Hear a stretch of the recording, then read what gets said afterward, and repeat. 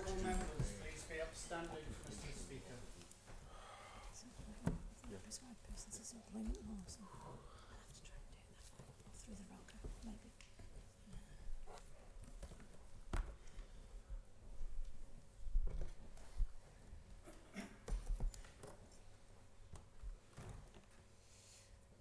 Well, good morning, honourable members. Call the chaplain to lead us in prayer. God be merciful unto us and bless us, and show us the light of his countenance, and be merciful unto us. That thy will may be known upon earth, thy saving health among all nations. Let the people praise thee, O God. Yea, let all the people praise thee. O let All the nations rejoice and be glad. Thou shalt judge the folk righteously, and govern the nations upon earth. Let the people praise thee, O God. Let all the people praise thee. Then shall the earth bring forth her increase, and God, even our own God, shall give us his blessing. God shall bless us, and all the ends of the world shall fear him. The Lord be with you. And with thy spirit. Let us pray. Lord, have mercy upon us. Christ, have mercy upon us. Lord, have mercy upon us. Our Father, which art in heaven, hallowed be thy name. Thy kingdom come, thy will be done, on earth as it is in heaven. Give us this day our daily bread, and forgive us our trespasses, as we forgive those who trespass against us. And lead us not into temptation, but deliver us from evil. For thine is the kingdom, the power, and the glory, forever and ever. Amen. Teach us, good Lord, to serve you as you deserve, to give and not to count the cost, to fight and not to heed the wounds, to toil and not to seek for rest, to labour and not to ask for any reward, save that of knowing that we do your will, through Jesus Christ our Lord. Amen. Benaki uli ni atal, an amak a spirit new, thrawn a mastu as the hanak de meru, a son de brech. Amen. Good my honourable members. Leave has been granted for today's sittings to Mr. Colliser and Mr. Christian. I also just want to advise members that question 1 will be grouped with question 8, and questions 23 and 24 will be grouped together. Now, with that, we turn to question 1. I call on the Honourable Member for Douglas North, Mr. Ashford. Thank you, Mr. Speaker. I beg to ask the Minister for the Treasury what assessment has been made of the impact of removing My Card, particularly in relation to those who can't open a bank account or are digitally excluded. I call on Mr. Morehouse to ask question 8, please. Thank you, Mr. Speaker. I would like to ask the Minister for the Treasury if he will publish a date underlying projected savings of around £500,000 from the removal of My Card, and how many people will be affected by the decision because they do not have access to that account. Thank you. Treasury Minister to reply. Thank you, Mr. Speaker. And I'd like to thank both honourable members for their questions and the ability to answer them together. Under the current contract, Treasury pays around £565,000 a year to the Isle of Man Post Office to provide the My Card service. Around 3,000 people currently use the My Card service. As they are transitioned towards payment into their bank or online accounts over the course of the next 14 months, the amount paid by Treasury for BACS transactions will increase. This additional cost must be offset against the savings arising from ending the My Card contract with the Post Office. Social Security officers have recently contacted the local branches of Barclays, HSBC, the Isle of Man Bank, Lloyds International and Santander. They all confirmed that they can offer a basic current account to Isle of Man residents who can provide photographic ID, proof of address and their tax number. There are no standing fees for this type of account, there is no fee for cash withdrawals and there is no overdraft facility. A debit card is provided to the account holder. As I said earlier, around 3,000 people currently use the My Card service. It isn't possible to say how many of them have existing bank or online accounts, but it is thought to be the vast majority of them. For existing users, the My Card service will continue to be available until the 31st of December 2025. So those who don't already have a bank account or online account will have up to 14 months to open one before the MyCard service is withdrawn. Those who could struggle to open a bank account themselves may wish to ask a trusted family or friend for help or contact support agencies such as Age Concern. The Treasury have also been discussing other arrangements with the credit union. Social Security will shortly be sending letters to all MyCard users to advise them what is happening and prompting them to switch to having their benefits or state pension paid into their account. Also, a frequently asked questions page has been uploaded to gov.im, which provides more information. Mr. Speaker, Treasury is also exploring the possibility of providing prepaid debit cards and cash payments to customers who, for whatever reason, cannot or will not open a bank account. Expressions of interest are being sought from businesses and organisations who are registered with the Isle of Man Financial Services Authority for banking purposes. Thank you, Mr. Speaker. Supplementary question, Mr. Ashford. Thank you very much, Mr. Speaker. Can I thank the Treasury Minister for the detailed answer? Would the Treasury Minister accept that in his answer it sounded as if it was very simple for people to even open a basic bank account, but I can tell him I know of constituents who have been refused even the basic account for various reasons. He mentions there about preloaded cards and potentially, which worries me a bit more, using trusted friend and family's accounts rather than necessarily an account in their own name.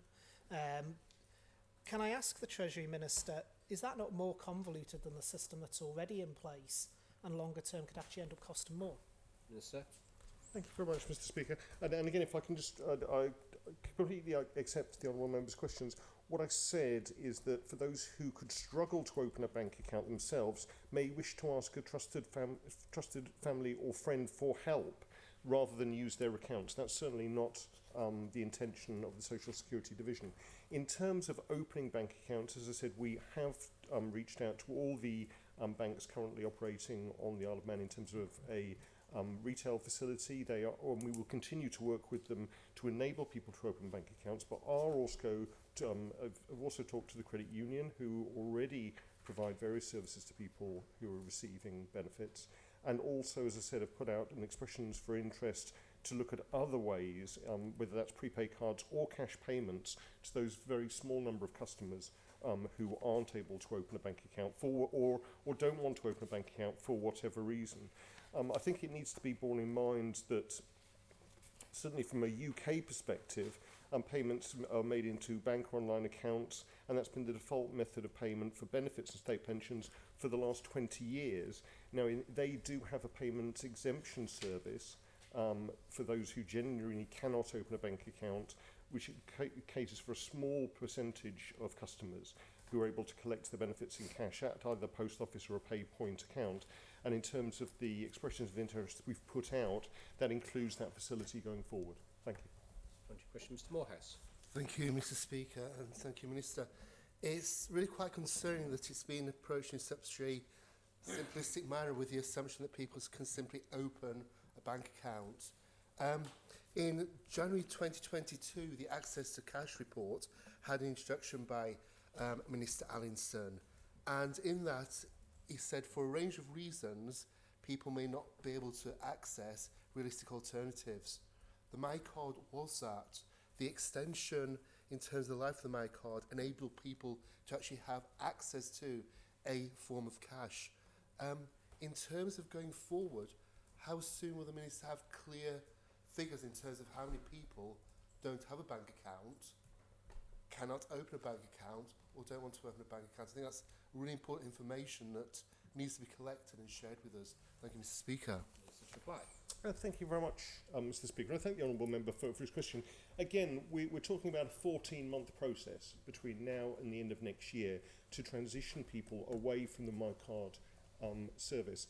MyCard is upgraded every 3 years, and so actually by the 31st of December next year, we will need to replace all the existing MyCards with new versions of that. The last time this was carried out was in 2022, which involved a lot of work for the recipients and for the benefit service, and cost over £50,000 just to get new cards to people. To put this into perspective, and I know there's been a lot of concern about state pensioners, for the almost 3,000 people who are using the MyCard service, there are 1,248 people on a state pension, which is 6% of the total recipients of pensions.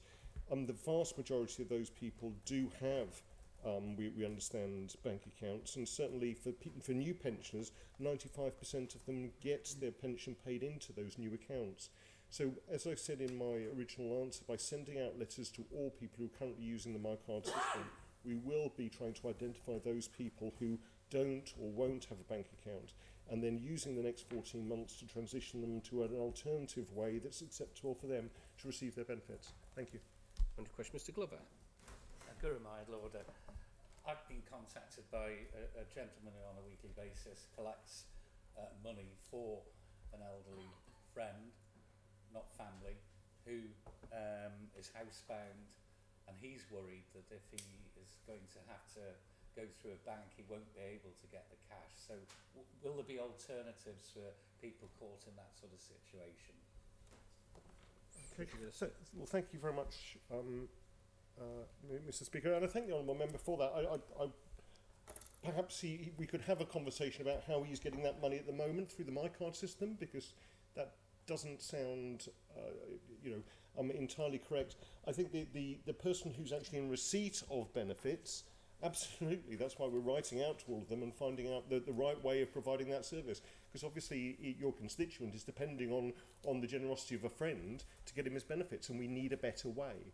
And that's what we're doing with this, is looking at a range of different options. But I think we have to accept that the MyCard system has been acceptable to fewer and fewer people going forward. There are fixed costs with its provision, and therefore it's absolutely right at a time of fiscal prudency and governance that we look at better ways of providing benefits for people.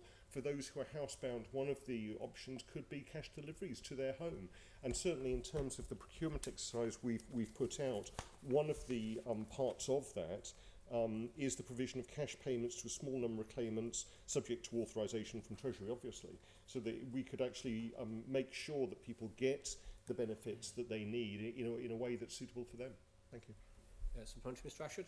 Thank you very much, Mr. Speaker. Can I ask the Treasury Minister, has Treasury actually reached out to those who use the MyCard to actually find out potentially how many people are affected in terms of them not having bank accounts or not having access, and what the findings of that were? And would the Treasury Minister also accept that while the numbers may be dwindling, and particularly in relation to the state pension, he mentioned 6%, that those 6% generally are the most vulnerable in our society? Treasury Minister. Thank you very much, Mr. Speaker. I said in my original letter that we're writing out to all recipients of the MyCard at the moment, notifying them of the changes, and therefore asking them for details about it, other ways that they could receive that money, including whether they've got bank accounts or not. We haven't done that previously, pending the development of this. In terms of his assumption that those people who are receiving state benefits through the MyCard are the most vulnerable of our society, I'm not quite sure whether you can extrapolate that. We've had comments from the Honourable Member for Aubrey Costello and Malou about one of his constituents who's vulnerable, but I don't think we can really extrapolate that, because when you look at things like working age income support, there are over 729 people there receiving their benefits through MyCard, which is almost 30% of the total recipients. Now, those people are of working age. Some of them may be vulnerable, absolutely, but I think it's absolutely imperative for Treasury and for the Social Security Division to work with all these people to find out what their reasons for using MyCard are, and see if we can work with them to get a more sustainable system of delivering their benefits that's suitable for them going into the future. Thank you. Supplementary question, Mr. Thomas. Thank you very much. If a system is needed, a card is needed, a new system, a digital system is needed for some people, will Treasury go back to the Post Office and ask them to create MyCard too? Is that a possibility if the private sector doesn't come forward with an offer? And secondly, I think it's settled Tynwald policy that GTS is the gatekeeper to new cards and new systems, because I think when GTS did that work back in 2017, 2018, there were already 5 cards around the island. Has GTS been consulted about a new system being created? Treasury Minister.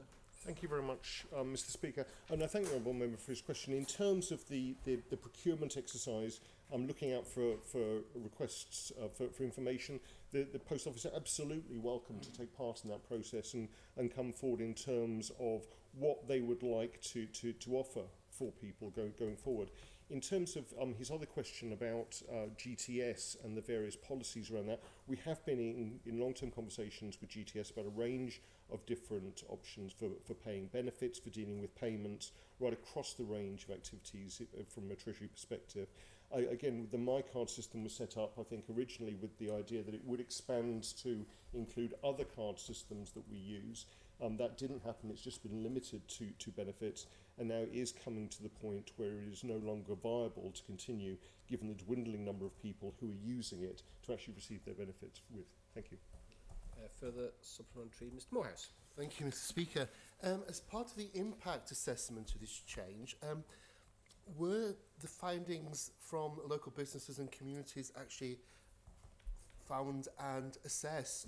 A significant number of people and businesses have shared their concerns with me about the impact of a reduced spend in the local economy. Some have suggested they have the card simply to encourage them to get out and to shop and to use local cafes and things. So we're actually talking about a lot of money that in the future could simply go into bank accounts, and that money could then be used for online shopping. Thank you, Mr Speaker. Thank you very much, Mr Speaker. And I thank the Honourable Member for his question. If you'd like to give any of those particular concerns to me, I'd be more than happy to look into it. But again, I think while I can completely recognise his concerns, when we look at the total number of people who get benefits, and we look at the total number who are receiving them via MyCard, it is a very, very small fraction of that. And what we're doing is not removing that access to cash, but doing that access to cash in a different way, so that in fact I would hope that people will be even more encouraged to spend that in the local communities. Thank you. Supplementary question, Mrs Corlett. Thank you, Mr Speaker. Could I just ask the Minister, would you agree with me that being able to collect cash at the post office is one way of tackling social isolation, and has this been taken into account? Treasury Minister. Thank you very much. And I would completely agree with the Honourable Member. I talk to some of my own constituents, and they have almost a weekly routine of getting relatives to take them to the post office where they collect the cash and often then go across the road to bank it. But it is an excuse, if you want, a decent excuse for a day out. That's very poignant for those people who are on their own. And one of the reasons why we have established contact with Age Concern and a number of other third sector organisations to manage this transition over the next 14 months. The contract for the MyCard was due to run out in March next year. We've extended it until the end of the year, and we will be doing everything possible to look at all the ways we can manage this transition, work with the people who are currently receiving MyCard, and reach a satisfactory solution for both them, their families and their communities. Thank you. Supplementary question, Ms Edge. Thank you, Mr Speaker. I wonder if the Minister would agree to publish any of the social or impact assessments that have been done, and also I'm aware that Isle of Man Post Office did do a report into cash delivery options during the COVID period, so whether we could circulate to members so they can have a bit of an understanding what's happening there. But just quickly looking, what's the difference in charges for the credit union and banks that would impact people? To join the credit union, it's a minimum of £10, and then they take £5 off you. But they also have, and I'm just wondering whether Treasury have looked into this, they have an Engage Classic account, which is a card, a Visa debit card, but there's no credit checks needed, etc. Is the Minister for Treasury really advising people to go into an organisation that's not doing any credit checks on people putting funding in, but it's looking like the maximum funding that can go in there is £15,000? Treasury Minister to reply. Thank you very much, Mr Speaker. As I said, we've had preliminary discussions with the credit union because they do some very, very good work across our community, including vulnerable people, including those who are in the prison at the moment, to enable them to have banking facilities. They do have good governance to their accounts, and they do an extremely good service. From my information, they do make a small charge for withdrawals, though, to cover some of their administration costs. And so they are one of the options being pursued over the next 14 months as we look at a different way of paying benefits for that very small minority of benefit recipients who currently use the MyCard system. Mr Ashford, supplementary question. Thank you, Mr Speaker. I would remind the Treasury Minister what my original question was, which is what assessment has been made of the impact of removing MyCard? Because from his answers, it sounds like there hasn't been any impact assessment as yet. They're writing out to people now. So can I ask the Treasury Minister again, what assessment has been made to date prior to the decision being made. And can I ask the Treasury Minister as well, since he says there's a 14-month lead-in time, and he laid out in his initial opening remarks all the different options that could be considered, when a final decision will actually be made, that if my card is going, what options will be available for those who still, for whatever reason, admittedly a small amount, but for whatever reason won't be able to access bank accounts? Thank you very much, Mr. Speaker. So in terms of the impact assessment, we've looked at the age profile of my card users. 45.8% of them are 66 and over, but 25.3% of them are between the age of 31 and 50. We've also looked at the whole range of benefits collected for each type, based on my card. And as I've already said, 13.3 people in receipt of employed persons allowance do that through the My Card system. Almost 30% of income support working age do that through the My Card system, and 6% of state pensioners do it through the My Card system. What we haven't been able to do as yet is gauge those people who are currently using the My Card, how many of those have existing bank accounts at the moment, because obviously that is very confidential information up to them, and the benefit system wouldn't normally ask. So we are now asking that of people, and once we get that information, we can then work with those people who, for whatever reason, don't or won't have a bank account to find a viable alternative for them. The expressions of interest is currently live on the procurement portal. I'm looking for expressions for interest from registered financial institutions on the Isle of Man who wish to provide a service which includes the access to cash itself or a prepaid card, and I'd be very, very much welcoming the Isle of Man Post Office or other organisations looking at that and perhaps contacting Treasury, and that should be finished, that procurement exercise and expressions for interest should be completed by the end of this month. Thank you. Mr. Morehouse. Thank you, Mr. Speaker. Given the importance of this contract to the Post Office, when were they actually informed of the change? The chair did appear slightly taken aback when the Minister announced it in the other place. And with regard to the alternative card system, the Minister has made a reference to a procurement process that's ongoing. When did that actually begin? Thank you, Mr. Speaker. Thank you very much, Mr. Speaker. We've had ongoing conversations with the Isle of Man Post Office over the last couple of years about this, in terms of the provision of government services. And the Honourable Member obviously is aware of the retail strategy, retail network strategy of the Isle of Man Post Office that flagged this up as something that was going to happen at some stage, together with vehicle licences, and that would cause an issue to the Post Office in terms of revenue and footfall to their branches. So we have been having conversations with them. As I said, this contract was due to run out next March, so we've been dealing over the course of this year with the extension to that to give more time to transition people away from the My Card service, which is why it's been extended to the end of December. In terms of the procurement exercise, that started last month, in terms of going out for expressions for interest on the government services portal. And as I've said to another honourable member, we're waiting to see what expressions of interest we get. If we don't get satisfactory ones, then we will obviously continue to look at alternative ways of dealing with those small number of individuals who perhaps have problems with access to banking services or access to cash, and dealing with them on an individual basis once we've written out to everyone and got the feedback from those people. Thank you.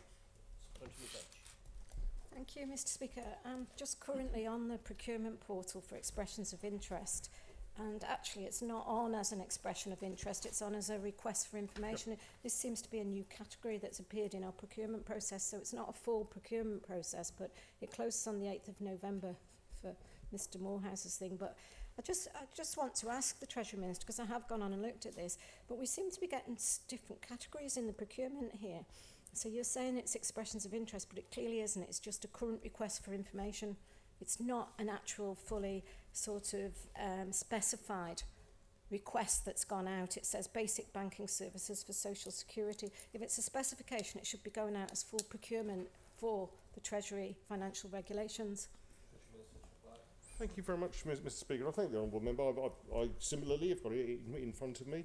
She's quite right. It's a request for information. It's expressions of people who are interested in providing a range of services, basic banking services that must include a physical office or banking facility on the Isle of Man, provision of preloaded visa type credit facility, provision of card payments for a small number of claimants, subject to authorisation from the Treasury, and appropriate Isle of Man Financial Services Authority licence. And it goes through the specifications that we're looking for and really responding to this request of information so that we can get a decent idea of those people who are in our community who are willing and able to provide this facility before we go forward with a more formal procurement exercise based on this. And I think this is a responsible way of dealing with that going forward.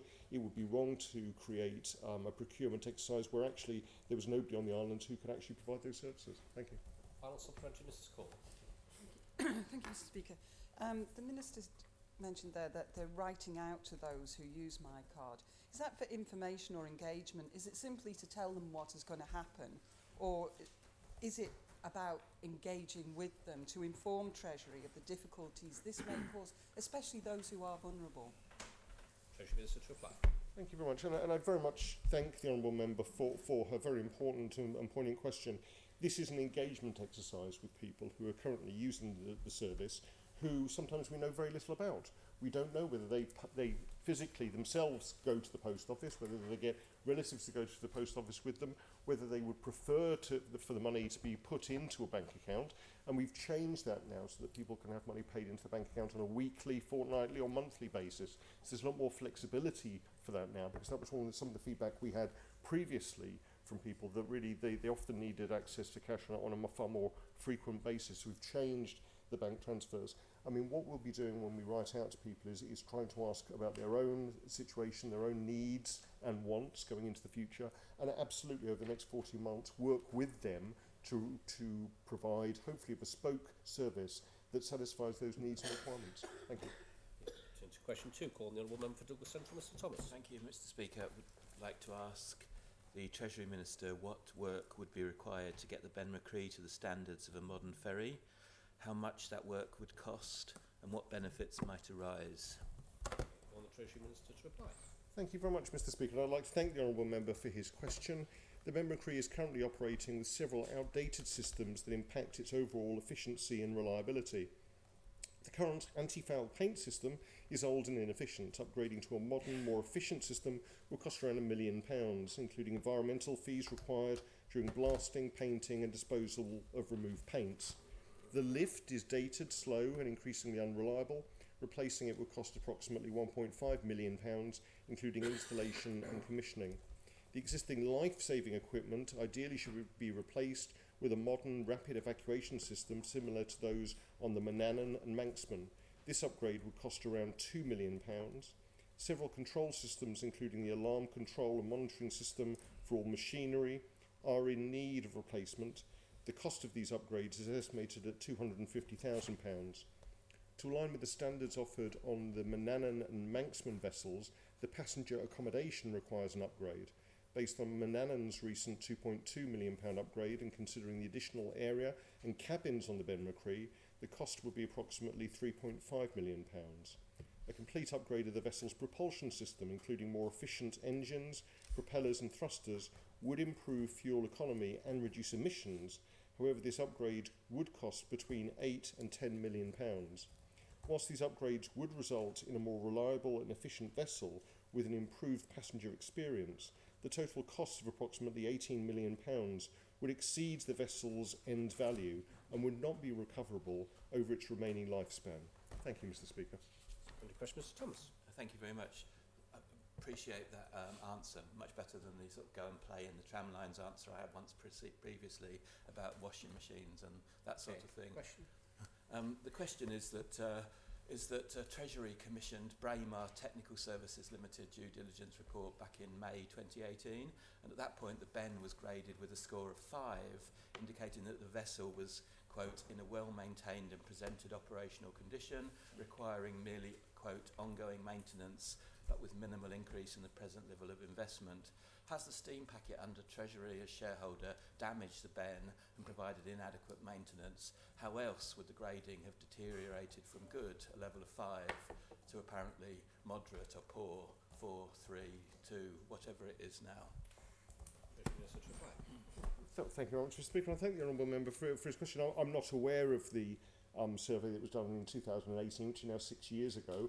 What I've said in my question, in the answer to the Honourable Member's question, is the range of things that would need to be carried out on the Ben Macri to bring it up to more modern standards, those standards that have been now brought in with the Manxman and also with the upgrade of the Manannan. So I think things have changed since 2018, and the Honourable Member has asked me several questions previously about emissions as well, which is something that has changed since then.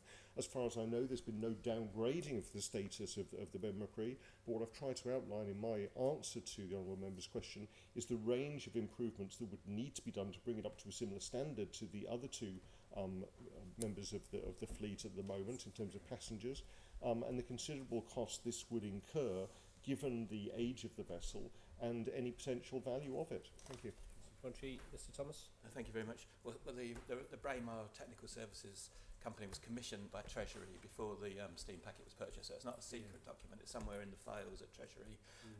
The Ben sister ship, the Commodore Clipper, still provides a year-round daily service between UK and Channel Islands. Is Condor using a vessel below the standards of a modern ferry? Did it spend 18 million on doing it up? Condor also bought another sister ship of the Ben, the Condor Islander.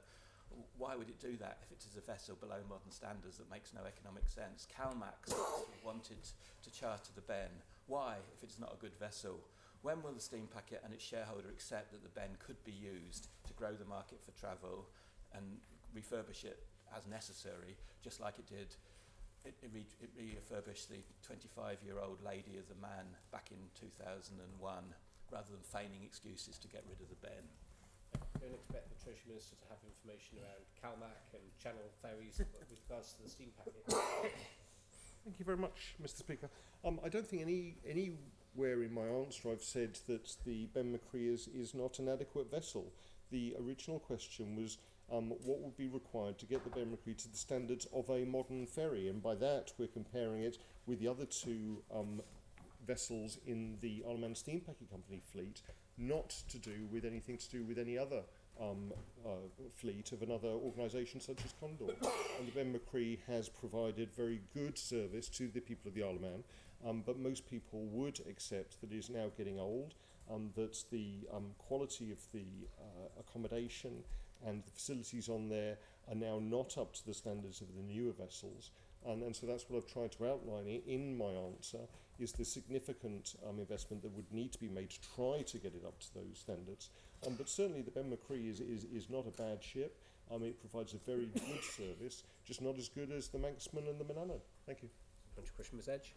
Thank you, Mr. Speaker. I wonder if the Minister would commit to getting from the Steam Packet Company all investment and maintenance plans for all vessels going forward until their end of life, so that we can actually have an understanding of what needs to be invested. But also with regards to the Ben Macri specifically, it's not at its end of life. When is the Treasury Minister going to allow the Steam Packet to commit to maintaining that vessel for the use of the people of the Isle of Man? Minister to reply. Thank you very much, Mr. Speaker. The Isle of Man Steam Packet does look at the regular maintenance that is necessary for the various vessels, and we know that the Manxman was recently in dry dock, undergoing various upgrades and repairs. In terms of the Isle of Man Steam Packet Company and their fleet strategy, the Honourable Member is aware that this was published and was discussed with the DOI, who did not agree to the Ben Macri being retired or sold.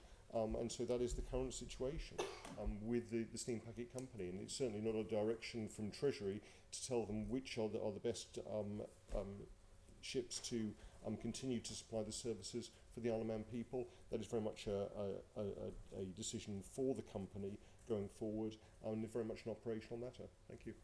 Mr Thomas. Well, thank you very much, Mr. Speaker. All three vessels that Steam Packet owns are dated 1998, and it's my understanding that 1998 isn't elderly for a vessel. And as I said, Condor purchased two of the sister ships recently, or purchased one and has kept the other one.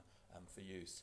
Can the Treasury Minister undertake to re-engage somebody like Braemar Technical Services to actually evaluate the numbers that have just been provided? So, for instance, I hear from reliable sources that the cost of the dry hull painting, which is fundamental for Rexy, was more like 300,000 when it was in dry dock in Birkenhead recently, and those other numbers seem huge compared to what Condor apparently spent. So can the Treasury Minister undertake to have an independent look at those costs and then circulate those to members and the wider Manx public? Thank you very much, Mr. Speaker. I am giving the answer to the honourable member's question. To replace the anti-foul paint system means getting rid of all the current system and replacing it in total. That would mean a significant amount of work to strip all that back and also deal with the environmental impacts of that. So I think when you look at the costs in terms of routine maintenance with replacements, they are significantly different. I know that the Isle of Man Steam Packet Company are obviously aware of the various challenges with all their vessels and are looking at appropriate maintenance schedules and ongoing investment for these. And certainly I'm got great confidence in the board to provide that and continue to provide the Ben McCree as the backup vessel as specified in the current Sea Services Agreement until that's reviewed. Thank you. Question 3, and call on the Honourable Member for Arbury Castle, Ms Morehouse. Thank you, Mr. Speaker. I would like to ask the Minister for Infrastructure what factors contributed to the decision to reduce the time students will be able to use the bus van and go-cards, and how many students have used these cards between 5 p.m. and 6 p.m. since the start of this academic term. Thank you. Call on the Minister for Infrastructure to reply. Thank you very much, Mr. Speaker. A review of the operation regarding services supplied to the Department of Education, Sport and Culture, including the use of Go School cards, was undertaken as part of the Department of Infrastructure Reform Programme. This review incorporated all elements of services delivered by bus vanning, and these included educational support services, standard school services through changes to start and finish times, and collaboration, etc. It was evident from this that the school smart card policy was no longer relevant and needed review. A total of 1,000 journeys have been taken by students using the Go School card between 5 and 6 p.m. since the start of this term in September, most of which were not from school-related stops. Thank you, Mr. Speaker. Mr Morehouse, supplementary question. Thank you, Mr. Speaker, and thank you, Minister.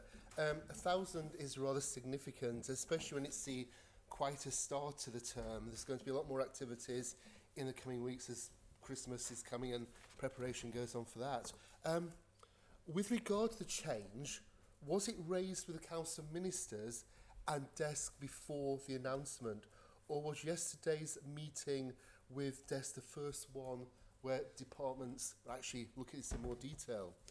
And the heavy impact on a small number of students has been considered in terms of the 1,000 figure, rounded off to 1,000, looks rather concerning. And also, were any schools directly contacted about this? Presumably when you looked at the 1,000 figure, you saw there were different numbers from the different schools. So were there schools where a lot of students were using it, were actually spoken to directly? Thank you, Mr. Speaker. Minister to reply. Thank you, Mr. Speaker. Schools were contacted directly, and I'm happy to say that the Minister, although the Minister wasn't aware of this, there were officers' meetings that did take part during this review, if you like. 1,000 is a large number since the beginning of this term, and I can tell the Honourable Member that the highest number in any given day was 50 and the lowest was 9. I absolutely appreciate, though, the issue that we have got at the moment with regards to students who do after-school activities, and we are still reviewing that with the schools, and we're happy to take on board any comments at all, because if the last bus is, say, 5 or 10 past 5, and the one before that is 20 to 5, obviously there's that half an hour gap there, and we need to look, because if the students miss that, then they're not going to obviously get... But yesterday was the first day, and there were students that were allowed onto the buses after 5 o'clock because we knew they'd been to school activities. So we are still reviewing it and working with the schools, Mr. Speaker. Question, Ms Farragut. Goramai Lorida. So the Minister said 1,000 journeys since the beginning of this term. Is this just a way to make money from working families via school kids? Thank you.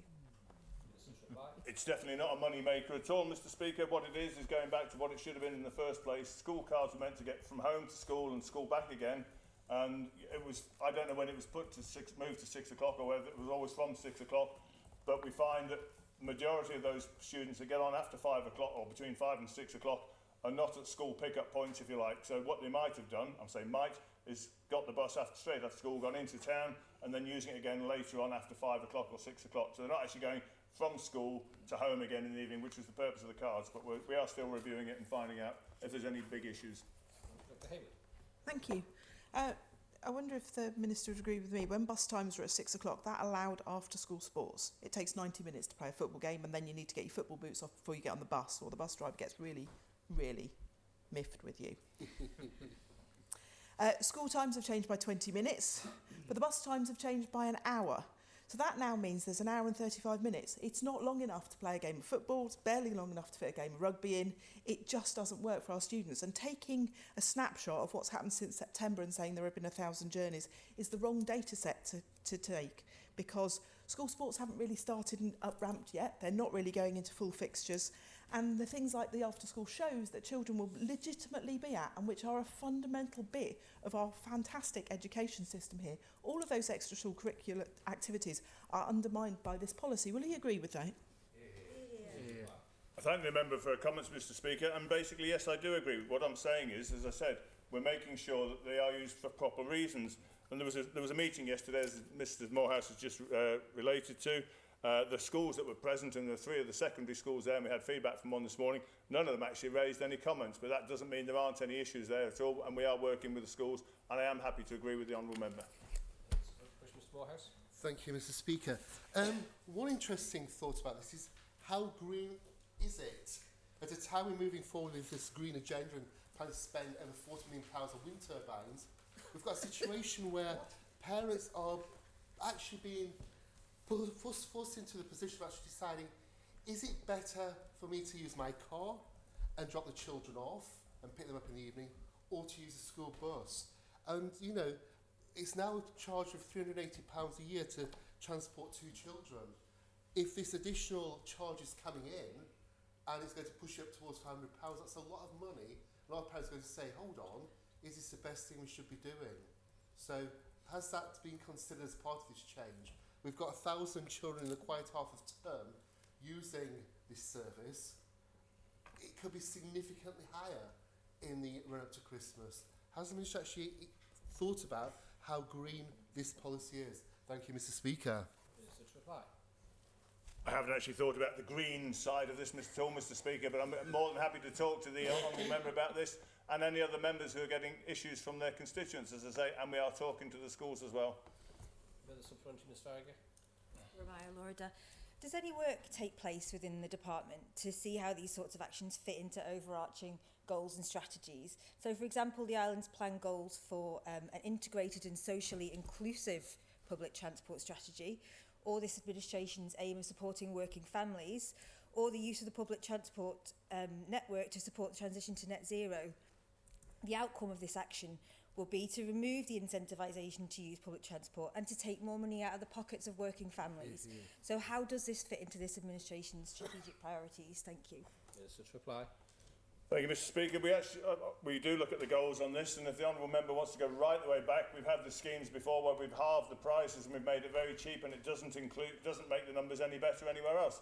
And at the end of the day, we've got a service to run. Not that this is, as I've already said, about a money-making scheme. It's about making sure we get the best use of the service. If we have too many people riding the bus and certainly have to put extra buses on, that costs us more, which is not very green in the first place. But we do look at and consider everything else, and as I said, more than happy to talk to the member about this. I've actually asked the member if she wants to join us in the department, as the former other member, Mr. Morehouse, as well, as a former member of the department. Please, we would always welcome somebody to come and join us in the department and help us with these issues. But if not, come and talk to us about it rather than just putting questions down. It's far easier to talk to us and we get far more out of it than talking to members and just questions backwards and forwards across here. Because I'm more likely to have officers with me who will be able to answer your questions than me having to go back and get them. Thank you, Mr. Speaker. Question, Ms. Edge. Thank you, Mr. Speaker. I wonder if the Minister would say what his actual savings is he's trying to achieve here, because the average is 50 students a day. What's the savings overall he's aiming to achieve by this 1 hour change? Minister to reply. As I've said, Mr. Speaker, it's not about the savings or making money, it's about getting the best use of the service and going back to review the service, which was from home to school and school back again to home, and making sure that students get there safely. As I said yesterday, we had students after 5 o'clock that were on using school cards, and we allowed that to happen because we're still reviewing this and working on this. Mr. Hooper. Thank you very much, Mr. Speaker. So the Minister has said this is not about raising money. He accepts that there will be negative impacts on children attending after-school activities. My understanding of the school cards is you can acquire them in two ways. You can buy one, or if you're on free school meals, you can be provided with one for free. So actually what we're seeing here is children on free school meals, quite likely attending after-school activities, now being charged to use the bus to go home as opposed to being able to use their go cards. So can the Minister please advise how many of those 1,000 journeys that he's talked about were undertaken by people who'd been provided with a pass because they were on free school meals? Because obviously on the one hand government is saying we need to support you by giving you a free school meal, and on the other hand we're saying we don't need to support you, you can pay full fare for all your bus journeys. Minister to reply. Thank you, Mr. Speaker. I don't have that information, but more than happy to get it from the honourable member. Supplementary question, Mr. Morehouse. Thank you, Mr. Speaker. Could the Minister give us a bit more information, please, about the 5 o'clock figure? He's already suggested in a previous answer that that's not actually accurate. It could be 20 to 5, it could be even 4:30 in some locations. Someone mentioned that at Ramsey Grammar School, after 4:15, the next bus to Andrews is 5:05. That's going to surely interest the Chief Minister. But in terms of that figure of 5 o'clock, it does look relatively consistent, but in reality, it's far from that. And also in terms of the company's monopoly power, is this an abuse of it? We've heard this morning about how certain social groups are going to lose out because of it. Is the Minister actually thinking about the public service when he's actually thinking about getting the best use of the service?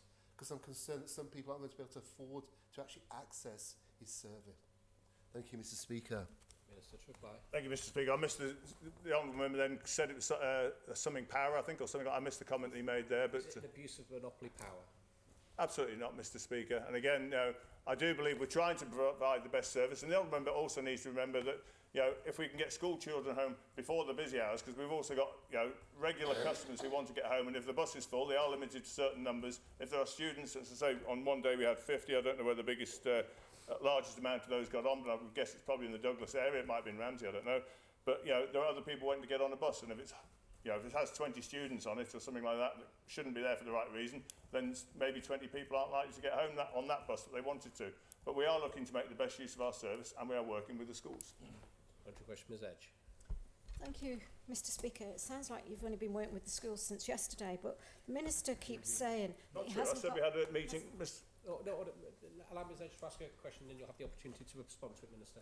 Well, certainly that was the impression from the department on the radio yesterday to the majority of the Manx public, that it had only been they hadn't been discussed with the Minister. Anyway, that's by the by. So will the Minister, you've stood here today, you've said you've not got facts, you've not got all the figures, but you've made a decision to implement not allowing school children on a bus between 5 o'clock, after 5 o'clock. Will you reverse that decision today, Minister, until you have all the facts and figures in front of you and stop making decisions without them? Hear, hear. Minister to reply. Thank you, Mr. Speaker. I won't review that at this present time. As I said, we are working with the schools. We are working with parents who contact us or with honourable members in here, and I will continue to look at it with bus vanning as we go forward. Dr. Hayward, supplementary. Thank you. There seems to be a focus here on children going home after school. Will the Minister accept that there are children who go and do a variety of activities, even if they're not in school? They'll go to the NSC to do sports activities, they'll go to Kensington Arts Centre to do after-school drama, etc., etc. And all of those are valid things for them to be doing. And it's a bit archaic to keep insisting that children go home after school and they should go straight home before their bus pass runs out. Minister to reply. Nobody's saying that, but what I was saying right at the beginning of my original speech was this is a review of the services we provide with the school cards, and that wouldn't come under the school cards. But happy to talk to the honourable member and happy to review different ways of getting students home if they're going via Kensington Road or via the NSC, Mr. Speaker. Final supplementary, Mr. Glover. Guru Maid, Lord. The Minister said it's about getting the best out of the service. Well, he's right. It is a service. So how is this putting customers first? Minister to reply. Thank you, Mr. Speaker. And I thank the honourable member. But as I've just said, it's about everybody that uses the service, and between 5 and 6 there are other people on the island that need to use the service and get home. But we are working with everybody to make sure we can get everybody home, Mr. Speaker. Thank you. Into question 4, and I call on the honourable member for Ramsey, Mr. Hooper. Thank you very much. Mr Speaker, I'd like to ask the Minister for Enterprise what brownfield sites have been identified in Ramsey and what support is available to assist their redevelopment. I call on the Honourable Minister for Enterprise, Mr Johnson. Thank you, Mr Speaker, and thank you to the Honourable Member for this question. In December 2022, excuse me, Cabinet Office published the Unoccupied Urban Sites Register for the North and West, building on the already published equivalent register for the East. The register identifies 15 sites in and around the centre of Ramsey, with a number of those sites located on the quayside. In terms of available support, following Tynwald approval in December 21, the Island Infrastructure Scheme is specifically targeted at stimulating the development of privately owned, unoccupied urban or brownfield sites. Following a first round of applications in 2023, which led directly to a number of significant development plans being brought forward on some of the largest brownfield sites on the island, the scheme was reopened for applications in June this year for a further period of 12 months. I understand that there are active and ongoing discussions in respect of a number of sites, including some in Ramsey. In addition to direct support through the Island Infrastructure Scheme, Business Isle of Man, an executive agency within the Department for Enterprise, is bringing forward a local economy strategy specifically focused on retail, hospitality and leisure, recognising that these elements play an integral role in underpinning urban vibrancy and regeneration more broadly. Whilst the strategy is yet to be finalised following consultation and feedback, the intention is for the delivery of this strategy to be supported through enhanced financial assistance schemes which will support businesses in urban centres to start, scale, adapt and invest. And we want to ensure local authorities also have the means and ability to do this through the strategy. Thank you. Question, Mr Hooper. Thank you, Mr Speaker. I'd really like to thank the Minister for that quite positive answer. It's good to see some movement happening in the north. He mentioned quite specifically, though, a lot of the sites in Ramsey are along the quayside area. That's an area that is in real need of regeneration. Does the Minister accept that regeneration incentives aimed at specific sites are all well and good, but as he touched on in his answer, those sites will only receive investment if the area around them is actually being invested in and supported as well? So can the Minister just advise what work is his department undertaking to encourage and support other bodies like the Commissioners or perhaps the Department of Infrastructure in undertaking the work that's necessary to raise up the standard of the whole area, the surrounding infrastructure that will then encourage those businesses to invest in their premises, to encourage the landowners to invest in these brownfield sites? So really, does he have any information on what work is being done broadly across government to enable this regeneration to happen? Mr to reply. Thank you, Mr Speaker. And yes, I think it's a very good question. And I think, as I say, I think to build a little bit further on the work that's going on with the local economy strategy, there's been absolute direct engagement with Ramsey Town Commissioners through the Northern Chamber of Commerce. It's really important that we're part of those discussions to make sure that they understand what potential tools they're going to have going forward to be able to do some of that planning and redevelopment of their communities. But the key here is this is about us enabling them to make those decisions, and actually it's important that the people of Ramsey, businesses, the community, working with their local commissioners, come forward with ideas and plans which we'll look at to see how we can help with the local economy fund, which is potentially going to come forward following consultation, to be able to look at how we can repurpose buildings. For example, we know the importance of the residential challenge, and where we can use this scheme, for example, to help people who maybe have spare rooms above shops, how we can repurpose those for residential things. So we're ensuring we're bringing that vibrancy and mixed use back into the town centres. So very important that we engage, and as part of this whole strategy, the key has been engaging with all local authorities across the island. And I can say we've been very pleased by the engagement we've had from the Northern Chamber of Commerce and Ramsey Town Commissioners in that. Supplementary question, Ms Edge.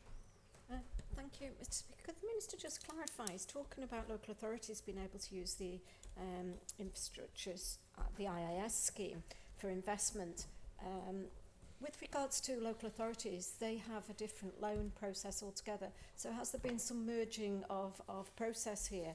The tender, I believe, when the last question was asked for the local authorities, was out for the local authority loan scheme. So can the Minister please be clear? Is he looking at joining this together for local authorities for brownfield sites, because they certainly weren't in the original scheme? Minister to reply. Thank you, Mr Speaker. And yes, to clarify, no, I think the point I was making is that the Island Infrastructure Scheme sits separately. That is about private development on the urban sites. The other scheme I'm talking about is the local economy strategy, which is done through the business agency. And that is very much looking at how local authorities and businesses can access funding to help invest in their businesses and properties. That is a completely separate scheme. Thank you. Mr Hooper, supplementary.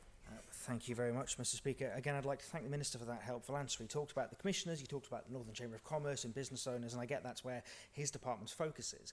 But does the Minister accept that those business owners and the local authority are not going to be willing to invest their own money, even if supported by government, if government itself isn't doing its job to improve the surrounding infrastructure that is available in the town? So I'll ask him again, what work is he doing in his department to make sure that other partners in government are doing their bit so that his department isn't running at full pelt at some of these quite sensible, well-measured schemes, but they're never going to take off if other parts of government aren't doing their job too? Minister to reply. Thank you, Mr Speaker, and I recognise that the point that the honourable member is making. I think absolutely right. I mean, we can't do this in a silo and in isolation, and it is important that we're working with other departments to make sure that the correct investment is going into infrastructure more broadly.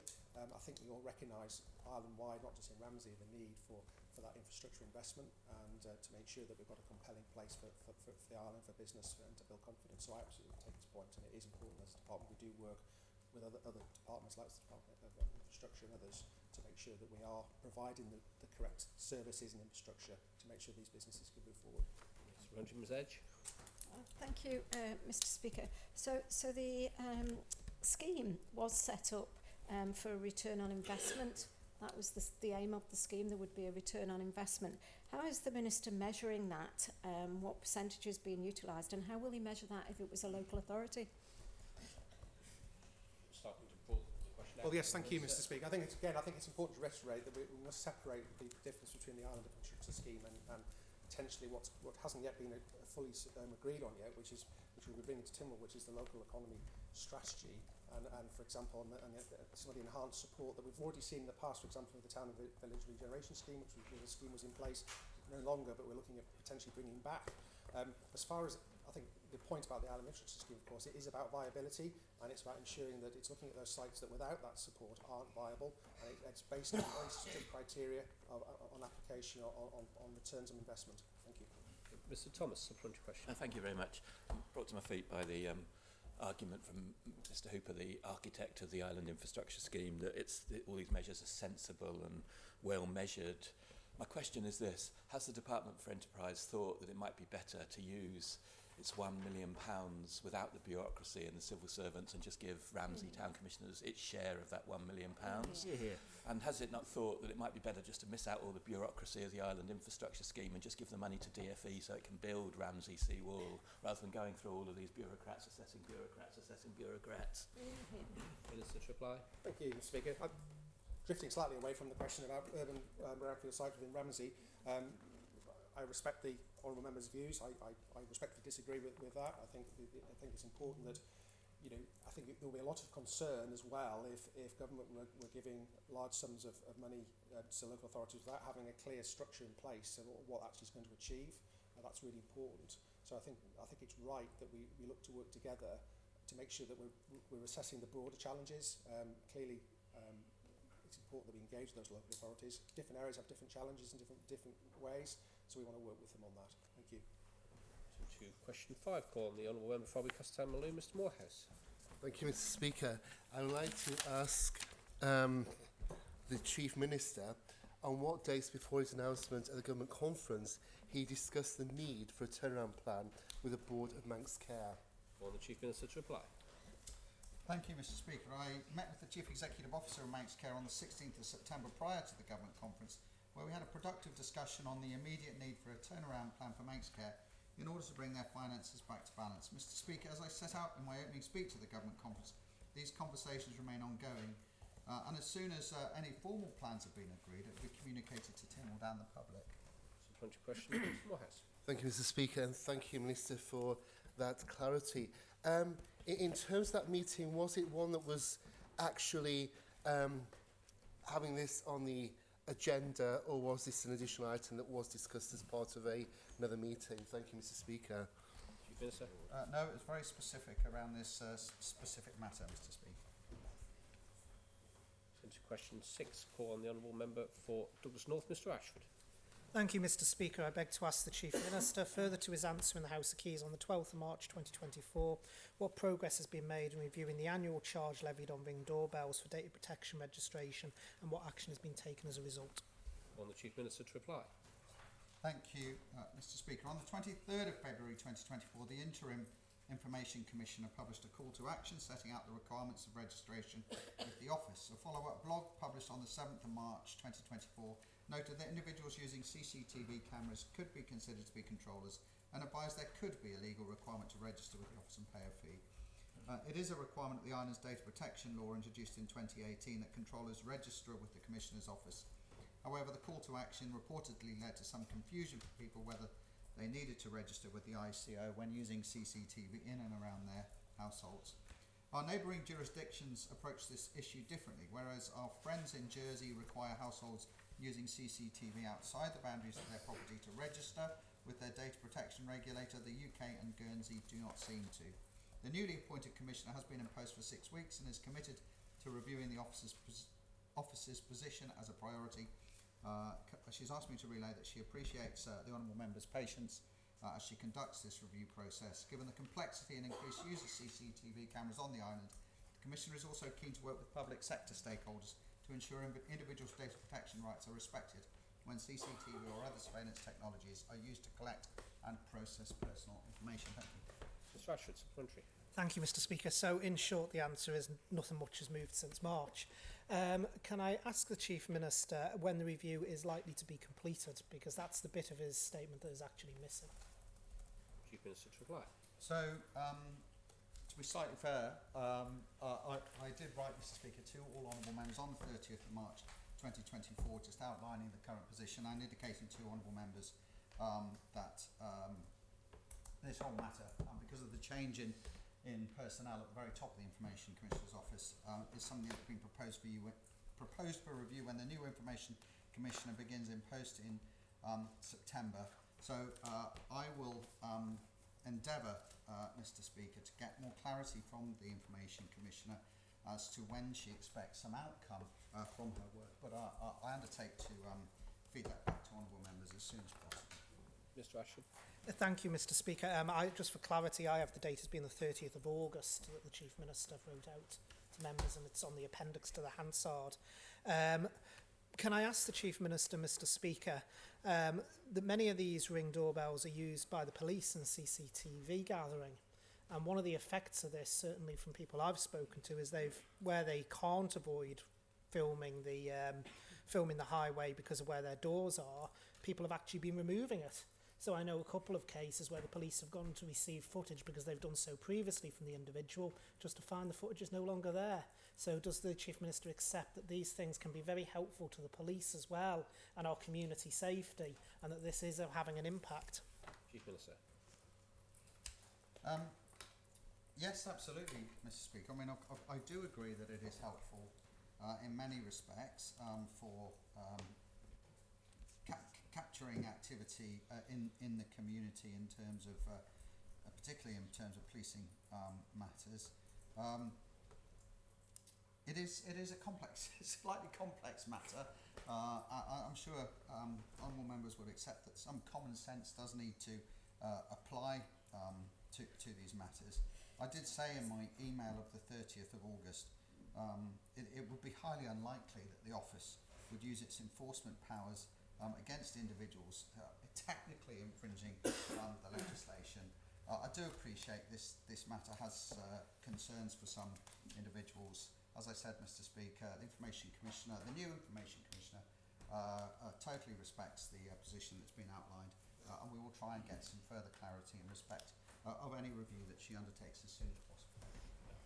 Members, I'm conscious there's one more supplementary left on this question, but the hour for all questions is upon us.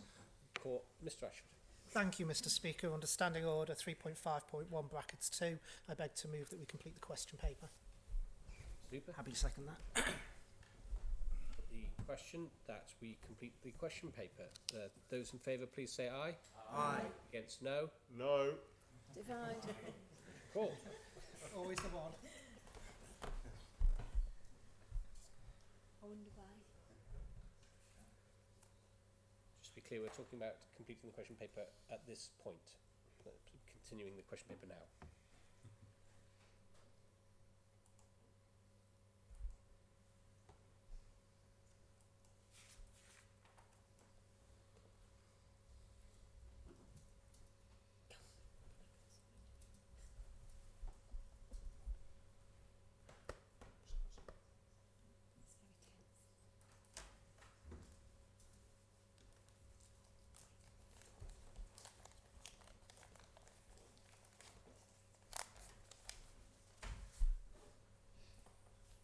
Vote now, honourable members.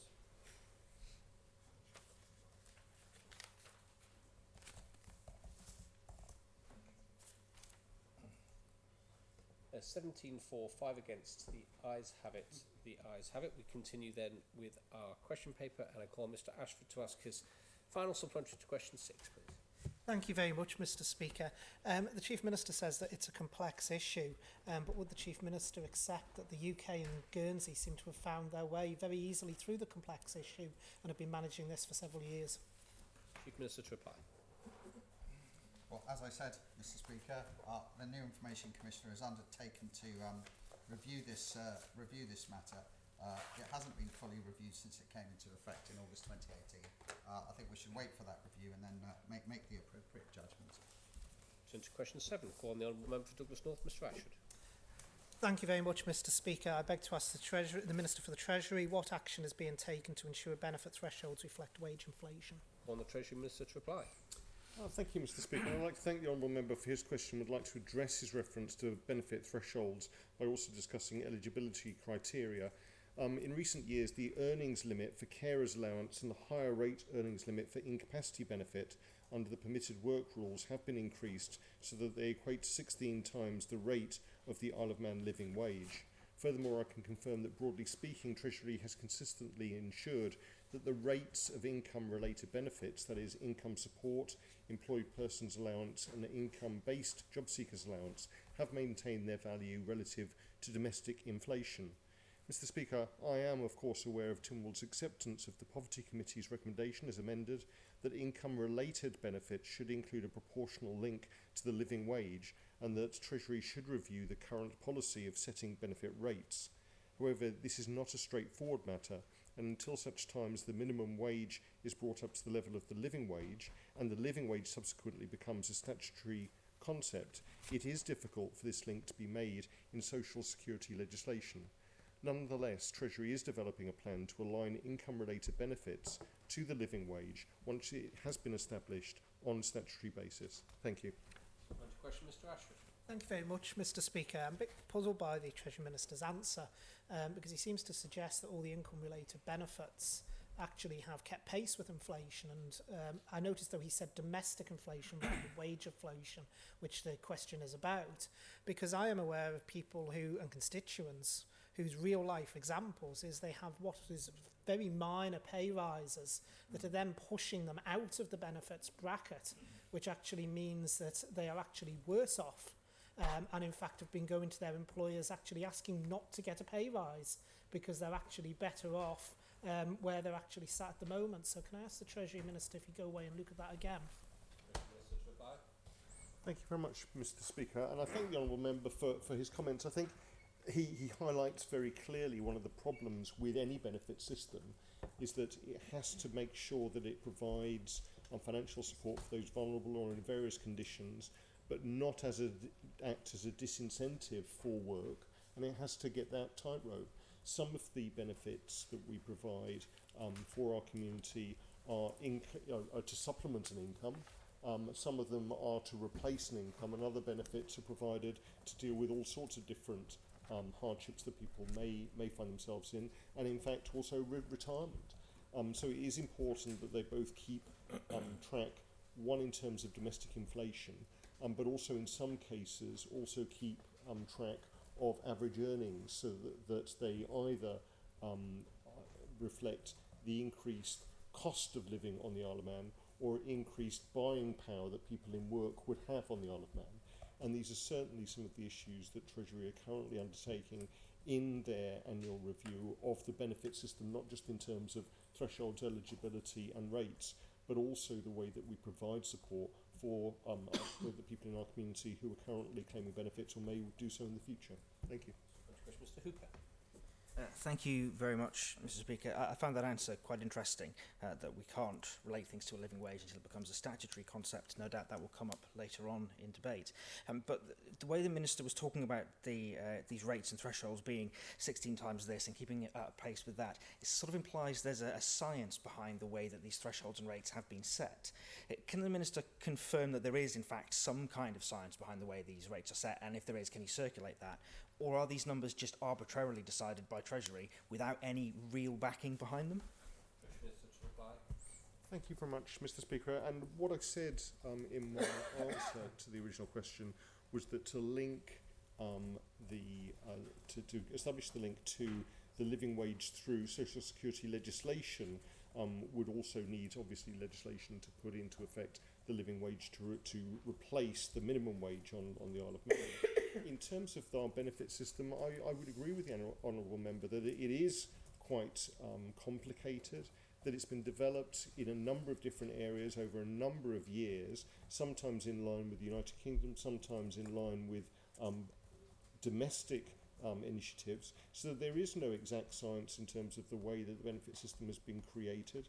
And we've seen over the last few years a constant effort to try to update the benefit system, to look at it in a more holistic way in terms of how the different strands provide for the people of the island who find themselves in the need for extra financial support from the state. Thank you. Mr. Ashford. Thank you very much, Mr. Speaker. The Treasury Minister mentioned about the annual review, but the annual review only generally just has a cursory glance at the rates.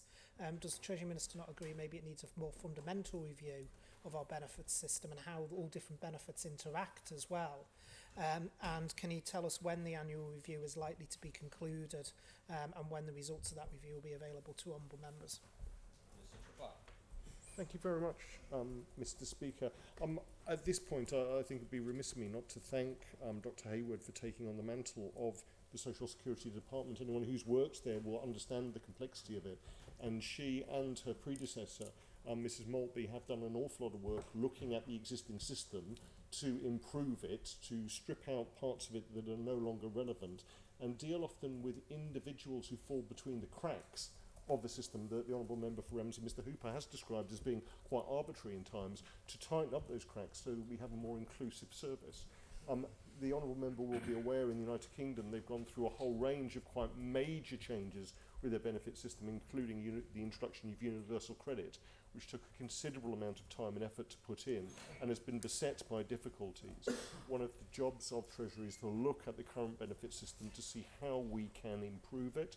And obviously, I've answered questions previously in this Honourable House in terms of the computerisation and automation of the application service and that ongoing work to make sure that we're asking the right questions, responding to the right needs as we go through that. So there is work being done at the moment looking at various aspects of our current system and seeing if they can be reformed, if they can be made more relevant to people who depend on them and simpler to understand and administer. In terms of the annual upgrade of the benefit system, that's underway at the moment and will be announced at the time of the budget. We are looking not just at rates but also some of the parameters that are used to upgrade benefits, and while we're doing that we're also looking at the range of benefits there, trying to benchmark them with the announcements in the adjacent isle with some of their benefit changes, and particularly in terms of the Island Plan commitment to merge the living wage with the minimum wage. Thank you. To question 9, the call on the Honourable Member for Onchan, Ms. Edge. Thank you, Mr. Speaker. I'd like to ask the Minister for the Treasury if he'll publish any assessments his department has completed of the impact of the UK budget of the 30th of October and if he'll make a statement. Will the Treasury Minister's reply? Thank you very much, Mr. Speaker. I'd like to thank the Honourable Member for her very timely question. Unfortunately, the Isle of Man Treasury is not given any advance notice of what will be announced in the UK budget, and we try not to preempt anything based on media speculation. Once the UK budget is announced and published, Treasury officers review each measure to determine if there are any impacts on the island and if any legislative changes are required by the department, for example, to the VAT or duties we share with the UK. we communicate these changes to the public depending on our obligations under these various agreements. Treasury officers are currently implementing the changes to relevant measures that are required to comply with our obligations. A media release was issued on the 30th of October following the release of the UK budget, where I advised that Treasury were examining the full impact of the announced changes for our island. Subsequent media releases regarding changes to indirect taxes and tobacco duties were also circulated. Thank you, Mr. Speaker. Thank you, Mr. Speaker. So has the economic assessment been done of the indirect taxes and what the additional revenue to Treasury will be? Minister. Thank you very much, Mr. Speaker. I mean, one of the joys of my job is having to sign various documents at before 6 o'clock on a budget day, and those looked at the additional 54 pence to a packet of 20 cigarettes, the additional 27 pence for 10 grams of cigars, an additional £2.32 to a packet of hand-rolling tobacco. I've asked officers about these increases that were brought in straight away because they're shared duties with the United Kingdom. We won't have access to those for some time, but we've also obviously aware of decreasing smoking rates, so those increases could be negligible. The more interesting announcement in the UK budget was obviously looking at putting a tax on vaping fluids at the same time as looking at the use of disposable vapes. And obviously we need to do some considerable work on that to make sure that any changes that are brought in by the United Kingdom are assessed properly in terms of the implementations that they may have here on the island.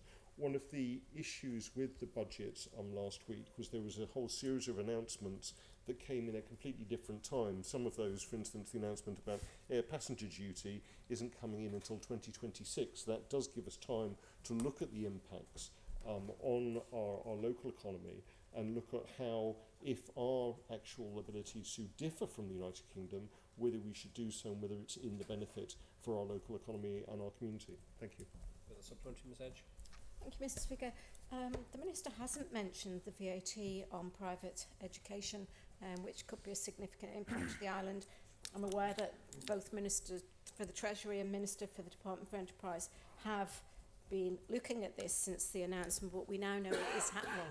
So what impact assessment has been done on that, and how is the Isle of Man going to look at that possible economic benefit to the island rather than actually following suit? Thank you very much, Mr. Speaker.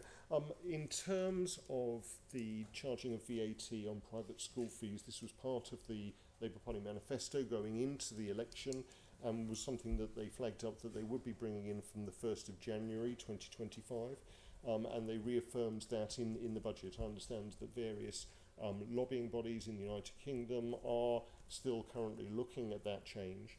From an Isle of Man perspective, we have, as the Honourable Member is aware, a VAT sharing agreement with the United Kingdom that is being recalculated at the moment.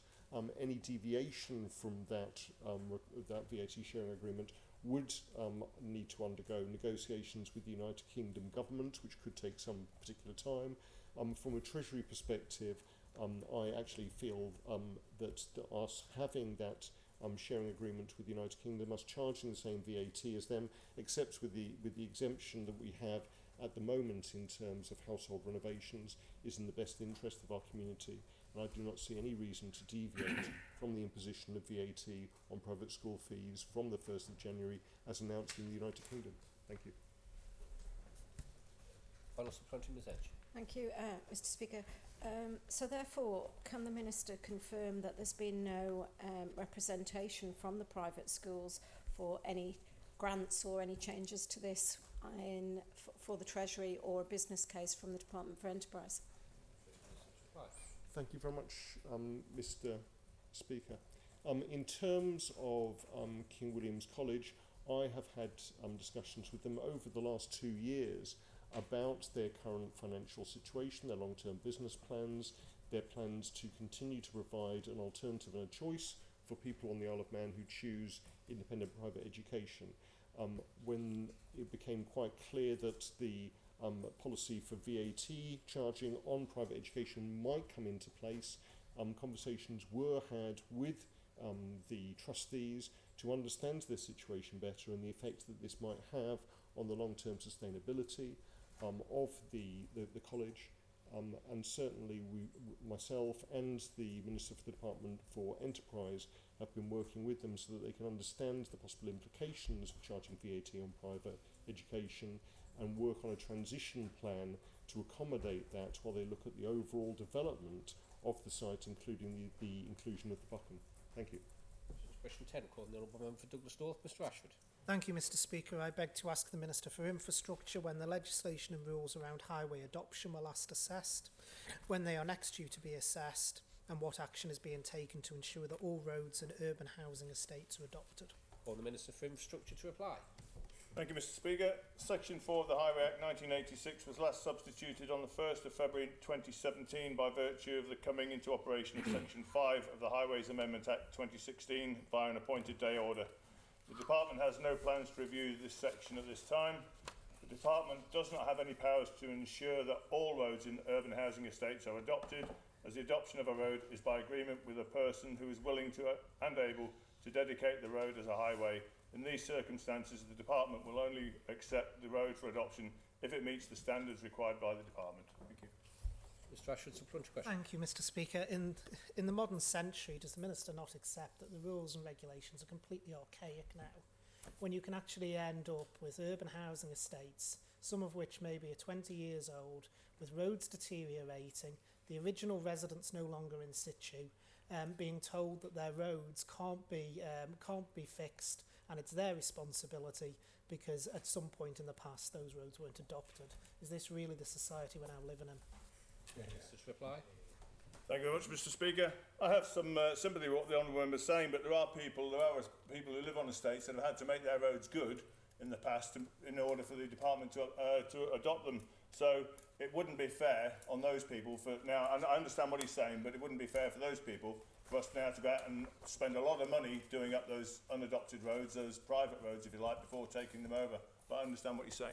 Further supplementary, Mr Ashford. Thank you, Mr Speaker. If you work off that logic, because it was unfair 10 years ago, it should stay unfair now, is basically what the Minister's saying. We never change anything. Would the Minister accept that this does need a review? Because what's going to happen, and I will tell him now, particularly even around Douglas, is you are just going to have roads left and left and left. And what happens when it actually gets to a point where it's endangering the services? Because I can tell him from my days as a Douglas councillor, actually at that point the department does have to step in. So does he not accept that it's better to look at these things now and ensure that going forward we don't have these problems potentially emerging, because there are some roads where it's only going to go one way? Minister to reply. More than happy to get an update on this from my department, Highways Division, Mr Speaker, and find out exactly what the score is. I'm not sure how many roads there are around the island that are unadopted, but I know, as I said, it wouldn't be fair. There are fairly recent, he mentioned 10 years, it might be within 10 years, that people had to do up their unadopted roads before we took them on. But happy to look into that and pass the information back to him. Mr Thomas. Thank you very much. Obviously, there are lots and lots of roads that are unadopted. But policy on network planning is that the department proposes to make up and adopt one unadopted road per year under the street work scheme in accordance with its priority list. Will the Minister undertake to publish all of the unadopted roads that are included in the ranking inside that priority list and give an estimate of what that total cost is, and would he pledge to actually ask Treasury for that money? Minister to reply. Thank you, Mr Speaker. I'll go out and get that information from my department. I wasn't aware what the Honourable Member has just said, but I thank him for that. Next supplementary question, Mr Hooper. Thank you very much, Mr Speaker. I'm actually getting quite concerned by the Minister's if it was broke 15 years ago, it's still broke now kind of approach. Will he commit to taking some lessons from his colleague over at the Manx Utilities Authority? Because their approach seems to be, where a job needs doing, they're going out and they're going to do the job, even if, strictly speaking, it may not be their ultimate responsibility, because they accept it is in the wider interest of the organisation, of the government of the island, to do the job that is in front of them. So will the Minister really go away and talk to his colleagues at the MUA to try and adopt this more proactive and positive approach to dealing with highway adoption in the same way that the MUA are dealing with in terms of sewage and drainage? Minister to reply. Thank you very much, Mr Speaker. And I thank the Honourable Member for his comments. We do work with all the other utilities and other people around the island, but if it's a private road, if it's still classed as a private road, then other people have responsibilities for those. Ms Edge, supplementary question. Thank you, Mr Speaker. Quite alarmed really that the Minister doesn't know how many unadopted roads there are. Clearly that's something they should get back to the office and find out. Anyway, so is there a dedicated budget or resource allocation for the adoption of unadopted roads within the department? Is that there as a continuous, because you could be asked tomorrow? And is there a plan to conduct an assessment of local needs and challenges related to unadopted roads in the island, which is what the Honourable Member for Douglas North is asking for, a complete review of this, because it could be impacting our first-time buyers where there's unadopted roads on new estates, and certainly they will not have the funding to then go and adopt a road if the developer goes into liquidation. Minister to reply.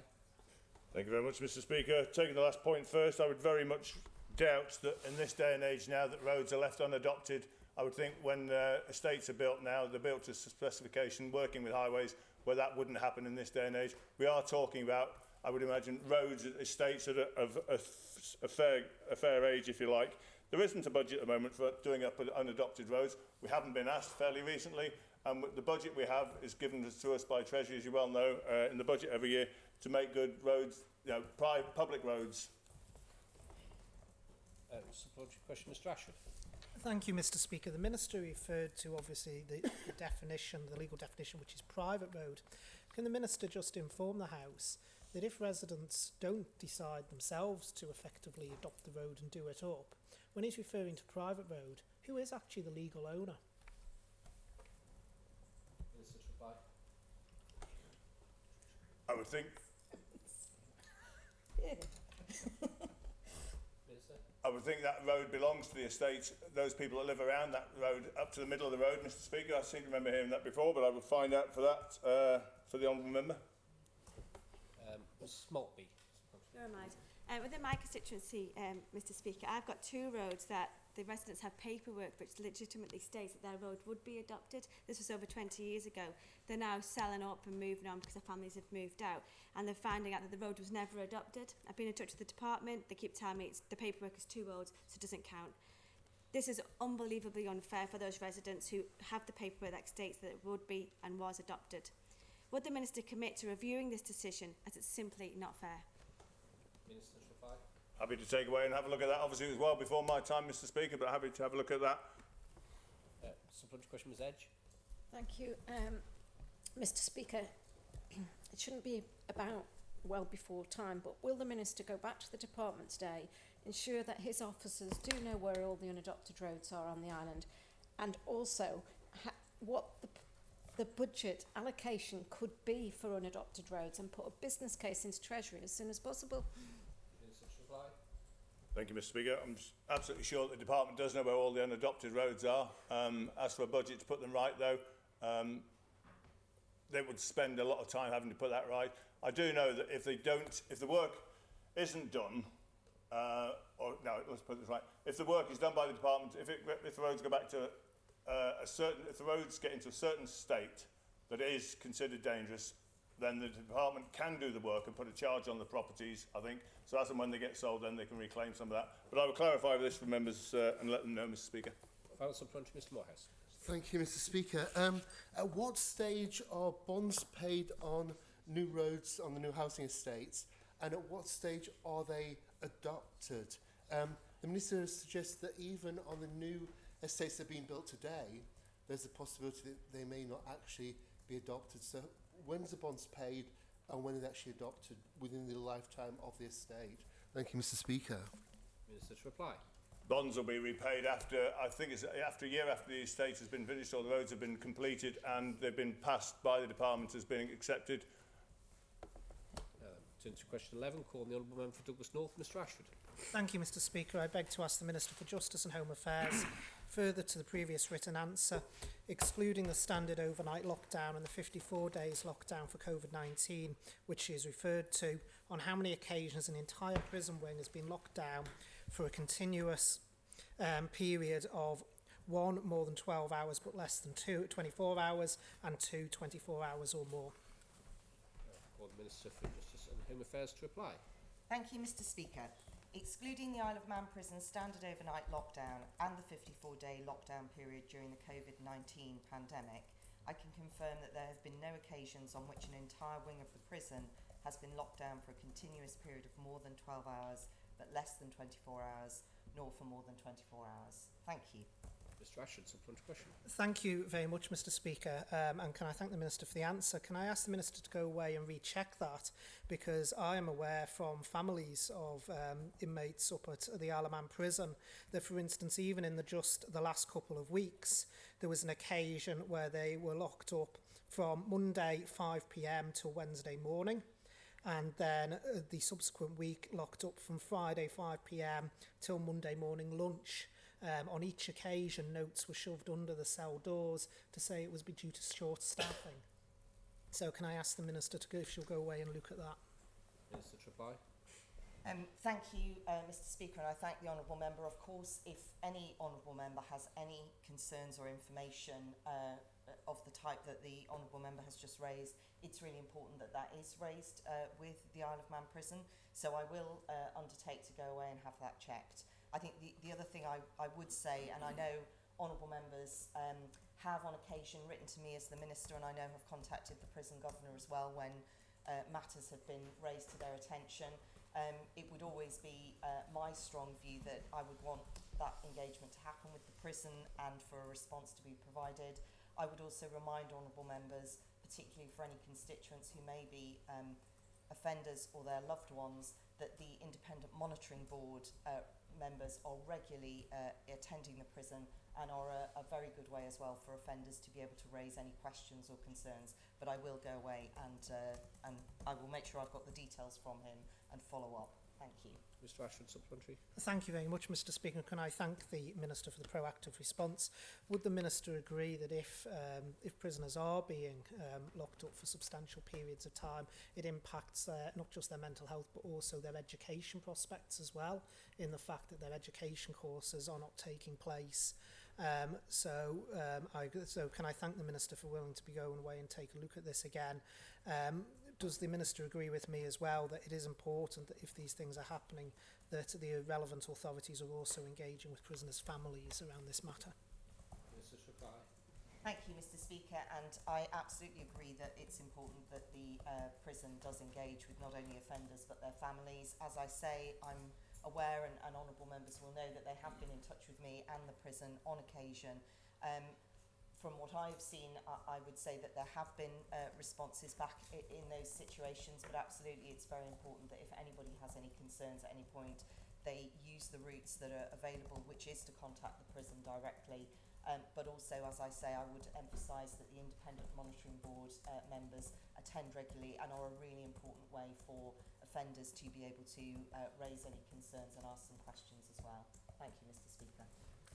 Into question 12, calling the Honourable Member for Onken, Ms Edge. Thank you, Mr Speaker. I'd like to ask the Minister for Education, Sport and Culture if she will publish any research that there has been into an island campus and was referred to in Tynwald in October, on the 16th of October. Will the Minister for Education, Sport and Culture to reply. Thank you, Mr Speaker. One of the priorities in our island plan is to support outstanding lifelong learning and development opportunities for all. One of the strategic programmes that sits beneath that priority is to research the development of niche educational and training campuses based on the island's sector strengths. I can confirm that a research project has been undertaken in collaboration with colleagues from the Department for Enterprise and University College Isle of Man, which examines the viability of this initiative.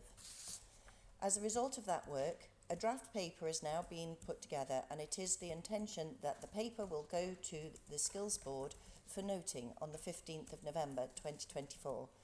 It will be provided to the respective departments in November and is scheduled to be submitted to the Council of Ministers for consideration on the 5th of December 2024. In terms of publishing the research, given that this remains a live matter and is still under consideration, I am unable to confirm when the research will be published. Thank you, Mr Speaker. Ms Edge. Thank you, Mr Speaker. So there's been research done in conjunction with UCM.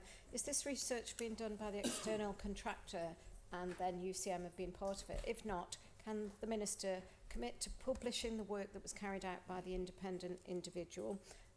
as that clearly isn't part of the policy development if it's been with them. It's very delayed. How is the Minister working with the Department for Enterprise with regards to the engagement they've had with various bodies over bringing an island campus to the island? Minister's reply. Thank you, Mr. Speaker.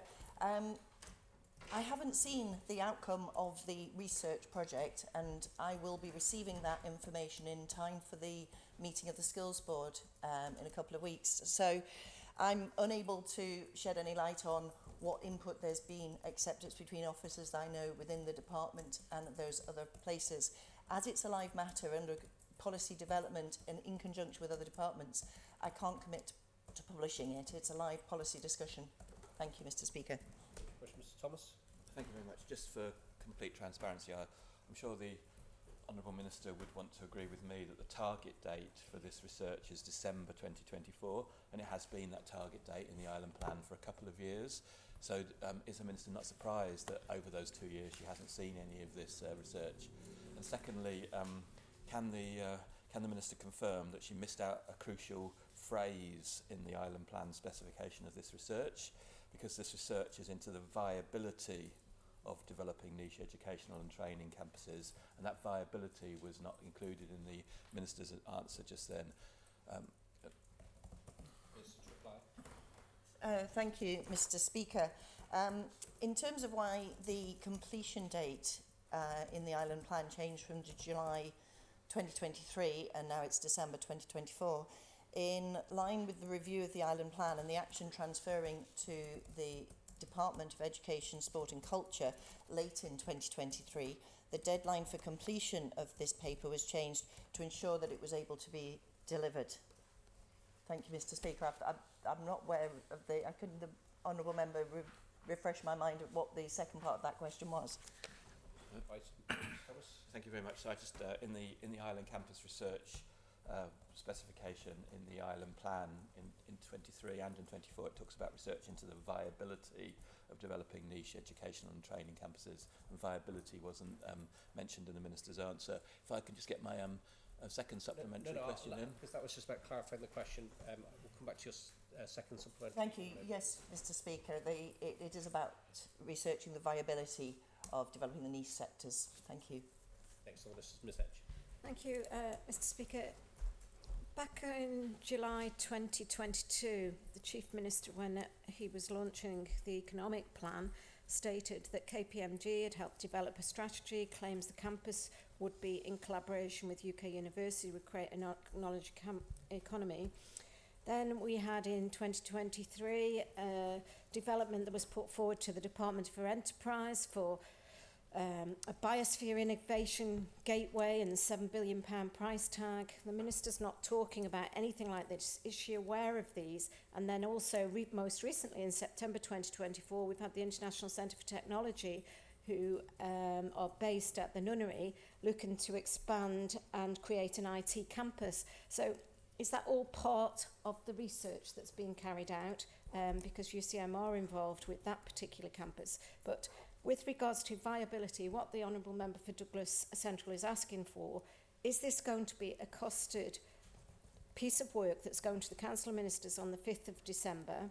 Once it's been to the Council of Ministers, will the Minister publish all the detail with regards to an island campus and any meetings that have taken place either by her department or the Department for Enterprise with regards to the campuses that have been published in our local media? Minister's reply. Thank you, Mr. Speaker.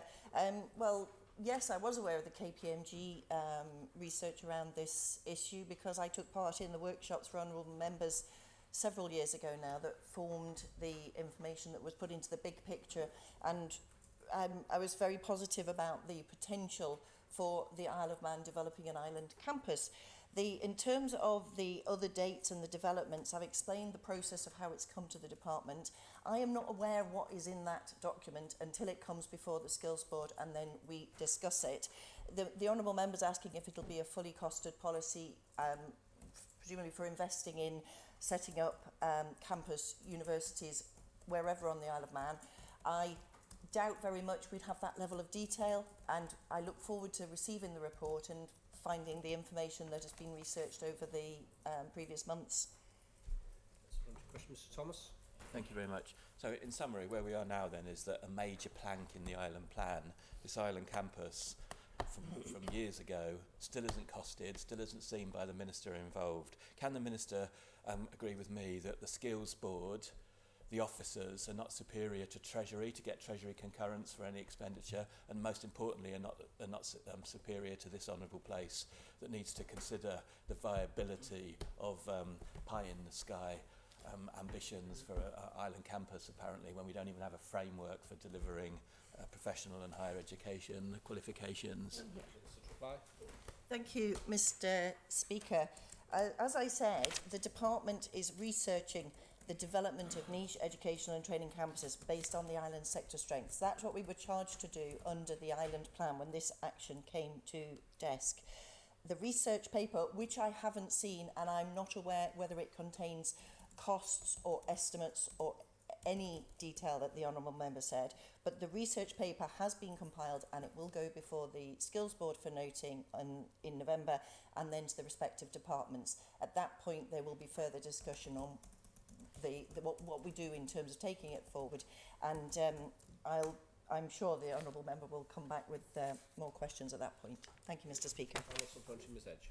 Thank you, Mr. Speaker. And I thank the Minister for talking about a research paper, but what I actually started this questioning about was a report that was produced for the Department of Education with funding from the Department for Enterprise about island campuses. Can she commit to publishing that report, which is complete? Thank you, Mr. Speaker. Minister to reply. Thank you, Mr. President. I haven't seen the report that the Honourable Member is referring to. The research that has been undertaken is feeding into a paper that is coming to the department as a part of a live policy discussion. We will review it when I've had sight of that research paper. Thank you, Mr. Speaker. We turn then to question 13. I call on the Honourable Member for Onchan, Ms. Edge. Thank you, Mr. Speaker. I'd like to ask the Minister for Education, Sport and Culture how many members are appointed to the boards of governors of schools and of the University College Isle of Man. Or the Minister for Education, Sport and Culture to reply. Thank you, Mr. Speaker. Each school on the Isle of Man has a governing body, and their constitution and functions are described in articles and instruments of government, and each school has its own. Primary and secondary school governing bodies have at least 3 members and should include and be appointed as follows: member or members of the Education Council appointed by the department, a parent governor elected by other parents of registered pupils, a teacher governor elected by other permanent teaching staff of the school, co-opted governors appointed by the governing body, a support staff governor elected by other permanent staff of the school in the case of secondary schools. Bun School Gaelgach governing body also includes 2 additional people appointed by Munchevega. St Mary's governing body includes 2 people appointed by the Archbishop, known as foundation governors. St Thomas's governing body includes the incumbent of the United Benefice of St Thomas and All Saints, one of the church wardens of the parish appointed by the incumbent after consultation with the church wardens, and 1 person appointed by the parochial church council of the parish, all are known as foundation governors. UCM also has a governing body, and their constitution and functions are also described in its articles and instrument of government. According to the articles, the board of the UCM shall consist of not more than 11 members and should include and be appointed as follows: not more than 7 members appointed by the department through a formal and open procedure, 1 person being a department representative, 1 person being a University of Chester representative, 1 person being a member of the permanent staff of the UCM elected by other staff members, and 1 person being a student at UCM and the president of the Student Council as elected by other students. Thank you, Mr. Speaker. Question, Ms. Edge. Thank you, Mr. Speaker. I wonder if the Minister can confirm and perhaps circulate, if she hasn't got the information, when the last formal department appointments were, particularly for UCM, and can she confirm when the piece of work that has been going on for about 3 years into the governance structures will be complete, and the new board structure for governance of our schools will be available, so that, well, particularly to this honourable place, and I hope she will be bringing it into this honourable place. Minister Thank you, Mr Speaker, and I'm grateful to the Honourable Member for the opportunity to confirm the Department has recently reviewed a number of processes, procedures and documentation to ensure standardisation, compliance and consistency across all governing bodies.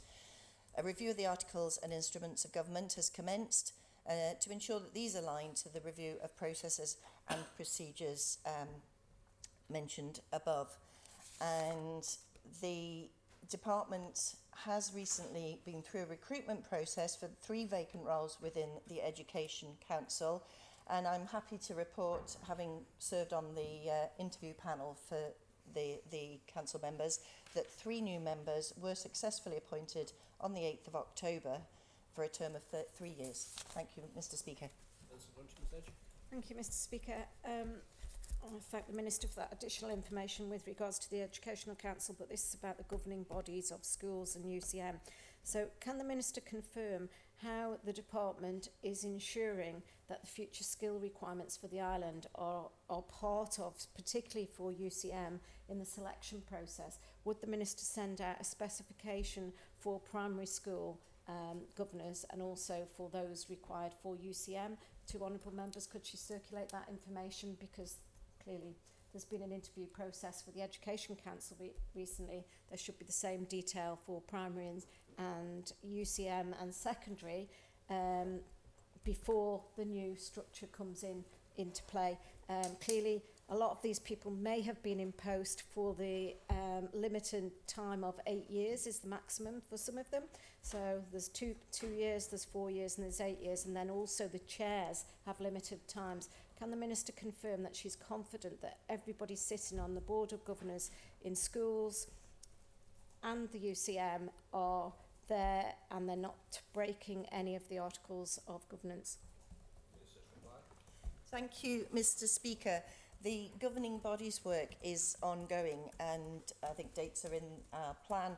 I am aware that there is most of the Education Council members' terms will be coming up next year, and there is ongoing work. There's a significant amount of more formalised training available to both the Department Council members and to go out to the schools. But I suppose just say that work on the standardisation and processes is in progress. Thank you, Mr Speaker. To question 14, calling the Honourable Member for Arbicast Summerley, Mr Morehouse. Thank you, Mr Speaker. I would like to ask the Minister for Education, Sport and Culture if she'll provide an update on the incidence of asbestos in schools and whether a gap analysis has been completed to identify school buildings in respect of which there is a requirement to review the management survey. Thank you. The Minister for Education, Sport and Culture to reply. Thank you, Mr Speaker. Working with the Department of Infrastructure, the Department of Education, Sport and Culture has historically issued asbestos surveys and management plans to all schools that fit the age profile, where they have the potential for asbestos-containing materials, that's ACMs, to have been utilised. An asbestos surveyor is currently working for the Department of Infrastructure's Public Estates and Housing Division, carrying out periodic review management surveys, along with creating updated asbestos management plans following surveys of all properties which fit the age profile referred to above. This methodology consists of a desktop assessment of the property to review all previous asbestos survey data, removal works and clearance certificates. This is then followed by a site survey where samples are taken and analysed at a UCAS accredited lab. Thank you, Mr Speaker. Thank you, Mr Speaker, and thank you, Minister. The first line of the answer, which was the final line of the answer which was received by the Minister in September 2023, stated the Department doesn't have an asbestos management plan in place. However, to implement a removal programme would require additional Treasury funding. Has additional funding been applied for, and if so, when? The answer that was provided seems to be a case of still planning for things, so is money available to actually do things? Thank you. Thank you, Mr Speaker. I believe the Honourable Member is referring to a written question asked by me of the DOI Minister in September 2023, and therefore I'm unable to answer the question. I think perhaps that might be something the Honourable Member wants to speak to my colleague about. Thank you, Mr Speaker. Question, Ms Edge. Thank you, Mr Speaker. I don't know if the Minister's aware, but back in 2008 there was significant investment from the Isle of Man government, from Tynwald, to remove all asbestos in all of our schools. That was a programme that went on for 5 years, so it was all removed. So what is the asbestos that is being found today that the Minister was talking about? Thank you, Mr Speaker. Well, I'm informed that it is just not feasible, both from a technical and cost perspective, to remove all asbestos from buildings of a certain age. In many cases, it is far higher risk to remove the material than to manage in situ, and this can be done due to how the material is tied into the fabric of the building, but some materials cannot be fully removed. Therefore, the management plans are created to effectively manage the risk. Thank you, Mr Speaker. Mr Morehouse. Thank you, Mr Speaker. I'm rather concerned that we're doing a lot of planning or actually taking any action. In terms of the answer that was received by the Minister last year, no action could actually be taken until funding was available. As Minister, are you actually aware of any action being taken in terms of is asbestos being removed at the moment? Or we're still waiting for DOI to put in a funding request so we can get it removed from our schools? Thank you, Mr Speaker. Well, thank you, Mr Speaker. In terms of what's the department doing, obviously the department's working very closely with the DOI over the estate management, but DESC has arranged asbestos awareness training, for example, for all primary school caretakers, 34 people in 2024 so far, and it's likely those staff would be the ones to come into contact with asbestos, and the training is going to continue into future years. But DOI work with DOI Public Estates and Housing Division to implement the updated asbestos emergency procedures as part of managing contractors' safe system of work. Thank you, Mr Speaker. Ms Edge. Thank you, Mr Speaker. I'll just remind the Minister, I came in here 8 years ago, and prior to that I worked in a secondary school, and I worked for education where all asbestos was removed from our schools or was covered up and not to be disturbed. So there are asbestos management plans that are available to her department back definitely in 2016. Can the Minister confirm why nobody seems to go to a school and say, have you got your asbestos management plan? They assume that the details should be sitting in the Department of Infrastructure. Start working with your schools a little bit more, Minister, and check what documents are available, because the Isle of Man government, I think it was around £10 million was invested to remove asbestos from all of our schools. But today you're making it sound like there's lots of asbestos in our schools, some of it's covered up. We need to know why, if there was that investment of £10 million then to remove all asbestos, was it not removed, or are we just going over work and saying, oh, there might be asbestos here, let's give a lot of money away?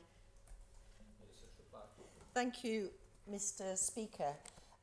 Nobody's saying we're giving money away. I am aware that 20 asbestos surveys have been completed to date, and they're a matter for DOI in terms of the estate, but we will be working very closely with them and ensuring that the management of the buildings, when the buildings are intact, if you like, and there's no works going on, then the surveys previously, as I've said, they do desktop surveys before they then undertake new surveys if necessary. And it's when things happen or building work is ongoing or there's some movement, that's when it's critical that any asbestos that may be remaining in the building is known about and then acted upon. Thank you, Mr Speaker. Final supplementary, Mr Morehouse. Thank you, Mr Speaker. I've just been able to relive a memorable moment where Minister Lord Brennan piled up a huge pile of reports and basically said, what's happening here? The Minister's just referred to 20 reports, and I'd like to say the same phrase again, what's actually happening here? At the start of the century, there's an active programme in place to remove asbestos from our schools. When did that programme end? We seem to have, at 40 now, just actually producing more reports, another report, another report, another report. So when did the programme actually end of removing asbestos? And has the Minister any indication of when it will restart up again? Thank you, Mr. Speaker. Thank you, Mr. Speaker. As I explained, there's not an end to the process. The department is working with the DOI estates to implement updated asbestos emergency procedures, managing it, and it's not feasible, as I said, for all the material to be removed, so it is managed in situ. Thank you, Mr. Speaker. So to question 15, calling the Honourable Member for Oldham, Ms. Edge. Thank you, Mr. Speaker. I'd like to ask the Minister for Enterprise if he'll publish any work on a strategy that's relating to the social and economic impact to the island. Call the Minister for Enterprise to reply. Thank you, Mr. Speaker. I thank the Honourable Member for her question. Unfortunately, it's not clear as to what work or strategy the question is referring to. Therefore, I am unable to provide a suitable response. If the Honourable Member is able to clarify further, I will be happy to try and respond as best I can. Thank you. Ms. Edge. Thank you, Mr. Speaker. I have been in communication with officers and I have directed them to an individual that has been doing a report on the social and economic impact for the island. I understand it's possibly getting done in the digital agency. There's some work there being done. So if the Minister's not aware, can he go back to the department and check all of his agencies and see if anybody is actually doing work in this area? There has a report been produced and it says about the economic impact of the introduction of AI. It talks about the economic impact of jobs on the island.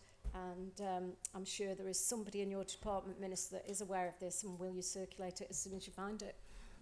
Minister to reply. Thank you, Mr. Speaker. I am aware that there has been correspondence between officers and the Honourable Member this week on 2 occasions where we've asked for further clarification. And the Honourable Member at the time did raise a name of someone who'd written a report. We spoke to all the agencies, and we also spoke to Treasury. No one has any awareness of that report, and we made that clear to the Honourable Member. And we said again, can the Honourable Member provide any further clarification? Unfortunately, the Honourable Member has not come back with any further clarification, so I cannot take this matter any further. Thank you. Ms. Edge. Thank you, Mr. Speaker. Perhaps people don't go by their individual names. They maybe go by a company when they're working for the Department for Enterprise. However, I will communicate that further. But is the Minister saying that the Department for Enterprise has not done any social or economic impact assessments, reports, and definitely not a strategy, because we haven't seen one in here, with regards to the changes to the workplace, the skills that people are going to be requiring in the future, and the possibility of job losses due to the introduction of AI and the massive investment that your department has put into AI? Minister. Thank you, Mr. Speaker. Absolutely, there's a huge amount of work going on there, but that's what the question doesn't ask that, I'm afraid. So, as I say, I can only answer what's put in front of me. Clearly, all the departments are working broadly in many areas. The whole point of having the agencies and having those private individuals involved is those issues are brought forward and discussed in a wide variety of ways. But unfortunately, as I say, I cannot provide any further information and specifics. If the Honourable Member would like to come back to me, as I say, with more specifics, I will do my best to try and find some more information for her. Thank you. Final supplementary, Ms. Edge. Thank you, Mr. Speaker. So the question actually asked is a strategy relating to. So is the Minister telling me today that there is no strategy from the Department for Enterprise of the economic and social impact for the Isle of Man going forward for the many changes that are coming before any place in the world, to be particularly honest, but just particularly jobs on the island, the changes in that landscape, and is he saying there is no strategy at all in his department? Minister to reply. Thank you, Mr. Speaker. I'm just clarifying the point to the Honourable Member that actually, in relation to the question I've been asked, I cannot answer that specifically. The question, as written down in the order paper, asks if he will publish any work on a strategy relating to social and economic impact. The question you asked when you stood up at the start was that, and you added to the end of it, on the island. On the island does not appear on the question. I've responded, but ultimately, is there a specific report to social and economic impact? These things are always taken into account, obviously, as part of the broad work that the department does, looking at a broad range of challenges that are across the agencies. There is not a specific strategy relating purely to that. It is part of the everyday work that goes on within the department. and is taken into account on all developments that happen. So I can't say any more than that. Thank you. Turn to question 16, and I call on the Honourable Member for Douglas Central, Mr Thomas. Thank you, Mr Speaker. I'd like to ask the Minister for Enterprise which steam packet company vessels can be used to carry freight and passengers to the Republic of Ireland, and which ports are available to them. Will the Minister for Enterprise to reply? Thank you, Mr Speaker. Both the Ben McCree and the Manannan can carry freight and passengers to the Republic of Ireland. Currently, both vessels operate into Dublin. If the Isle of Man Steam Packet Company requires additional ports, this can be agreed by the Isle of Man Ship Registry, subject to the suitability of the port and an agreement being made with the local port authorities. Thank you. Mr Thomas. Thank you very much, Mr Speaker. That, I think, clarifies then a myth that we might be about to bust today. So is it correct then that the Manxmen cannot travel to the Republic of Ireland, as is widely suggested? Minister to reply. Thank you, Mr Speaker. And this is obviously a question that was raised to the Treasury Minister on the 31st of October, which was, and he was given the answer to that question at the time. And that answer was that the current certification issued by the Isle of Man Ship Registry to the Manxmen limits their operation on the Irish Sea between Douglas, Heysham, Liverpool and Belfast. The Isle of Man Steam Packet Company currently have no plans for the Manxmen sailing to Dublin. The vessel was designed to operate primarily between Douglas and Heysham. Thank you. Mr Thomas. Thank you very much. So obviously since Brexit, EU and British maritime regulations have changed. So can the Minister confirm today which of the EU regulations the Manxman doesn't comply with, so the Manxman won't be able to use the Republic of Ireland, travel to the Republic of Ireland reports or any other EU reports?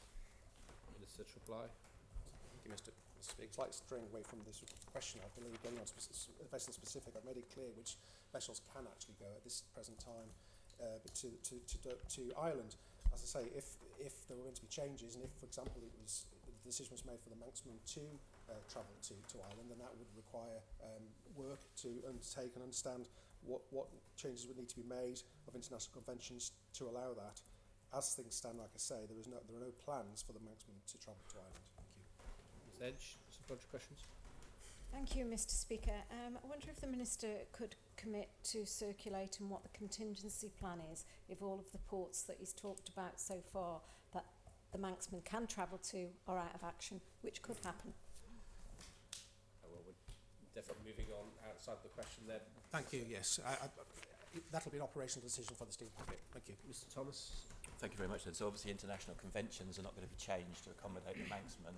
So what deficiencies in the design, planning, construction of the Manxmen are there such that it doesn't meet the requirements to travel to EU standard reports, firstly? And secondly, there is another major report in the Republic of Ireland, Rosslare, from which Manx people could travel to Dunkirk, Cherbourg, Bilbao, Santander, even Wales and Pembroke. Has the steam packet any plans to grow the market for travel from the Isle of Man, including reports in the Republic of Ireland using the Ben and the Manannan, which can actually travel to the Republic of Ireland? Minister to reply.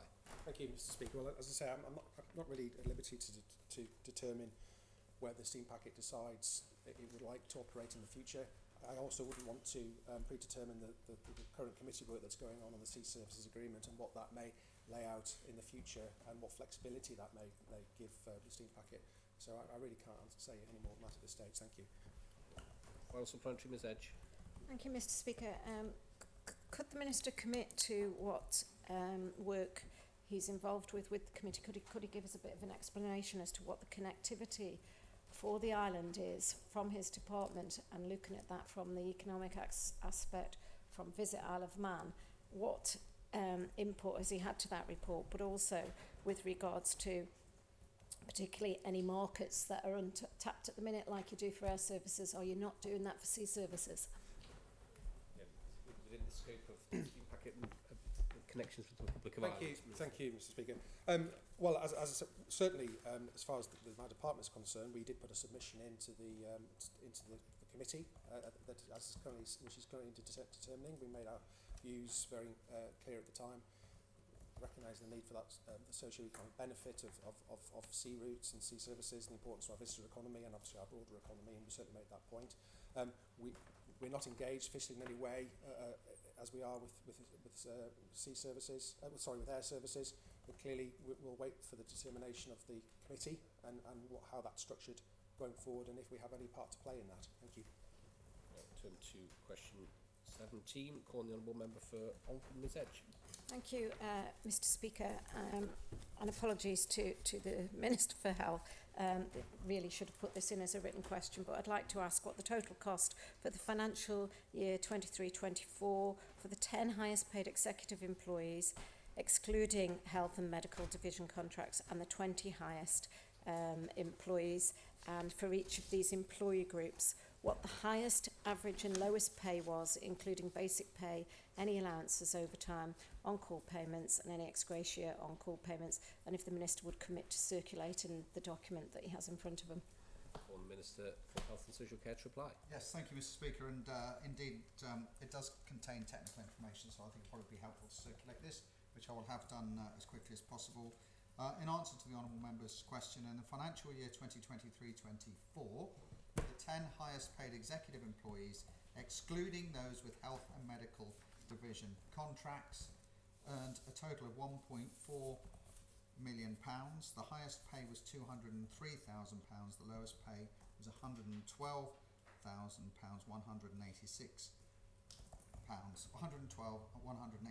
and the average pay was £140,000.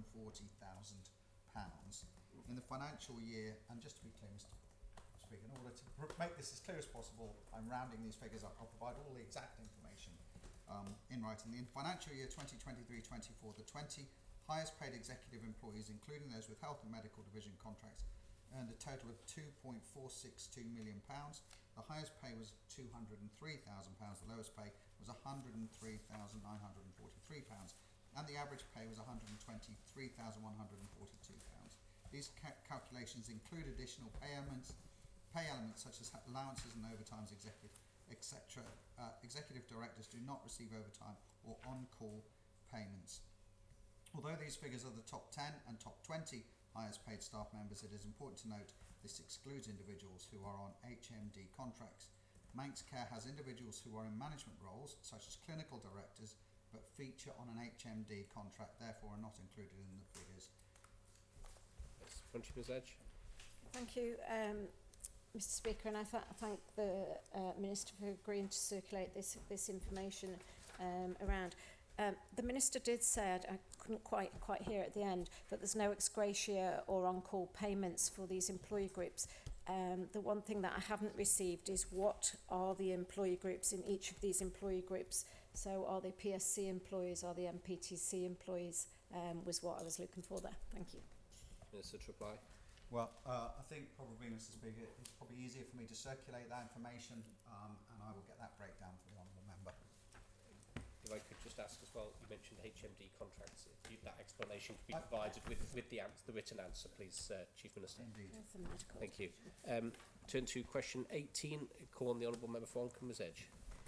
Thank you, Mr Speaker, and similar with this, if the information could be circulated. So the cost of the Manx Care Board for 23-24, how many statutory meetings, what extra meetings, invitational meetings and events, and any additional non-meeting costs, including non-meeting travel and accommodation. Thank you, Mr Speaker. On the Minister for Health and Social Care to reply. Thank you, Mr Speaker. In 23-24, 6 board meetings were held in public. The venue hire and media costs associated with these meetings was £9,273, and the accommodation and expenses associated with these meetings was £25,328. In the same period, 10 private board meetings were held. As these meetings are held via Teams and therefore online, they do not incur any travel or accommodation costs. There were no additional costs incurred in relation to extra meetings, invitational meetings or events at which board member attendance is expected required, such as the Manx Care Awards and the annual public event, are scheduled in the same weeks as board meetings, so travel and accommodation costs are included in the figures above. Question, Ms Edge. Thank you, Mr Speaker. Can the Minister clarify the 6 board meetings at a cost of £9,273 and the 25,000?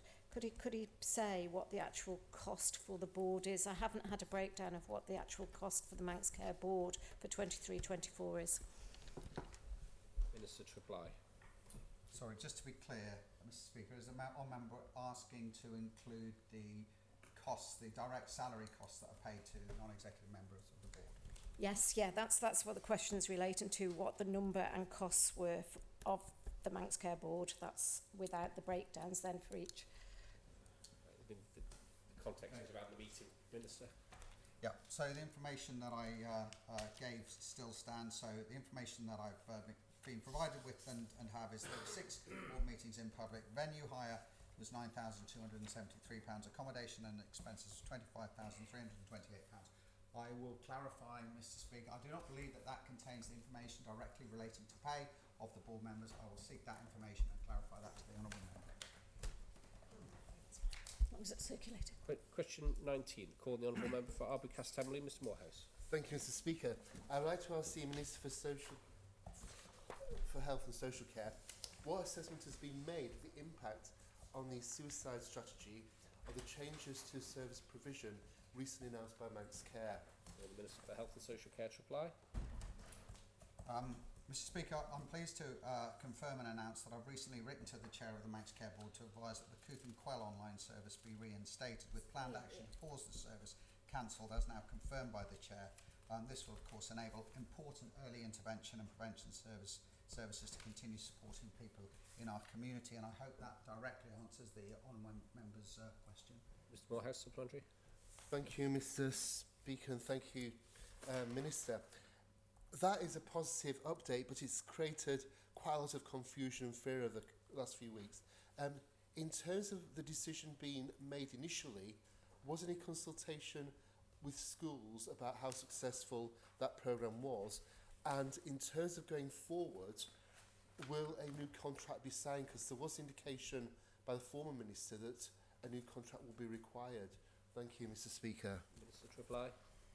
So, well, that will depend very much on what the operating plan says for next year. I've got no indications that the provision of this service is changing at the moment, Mr.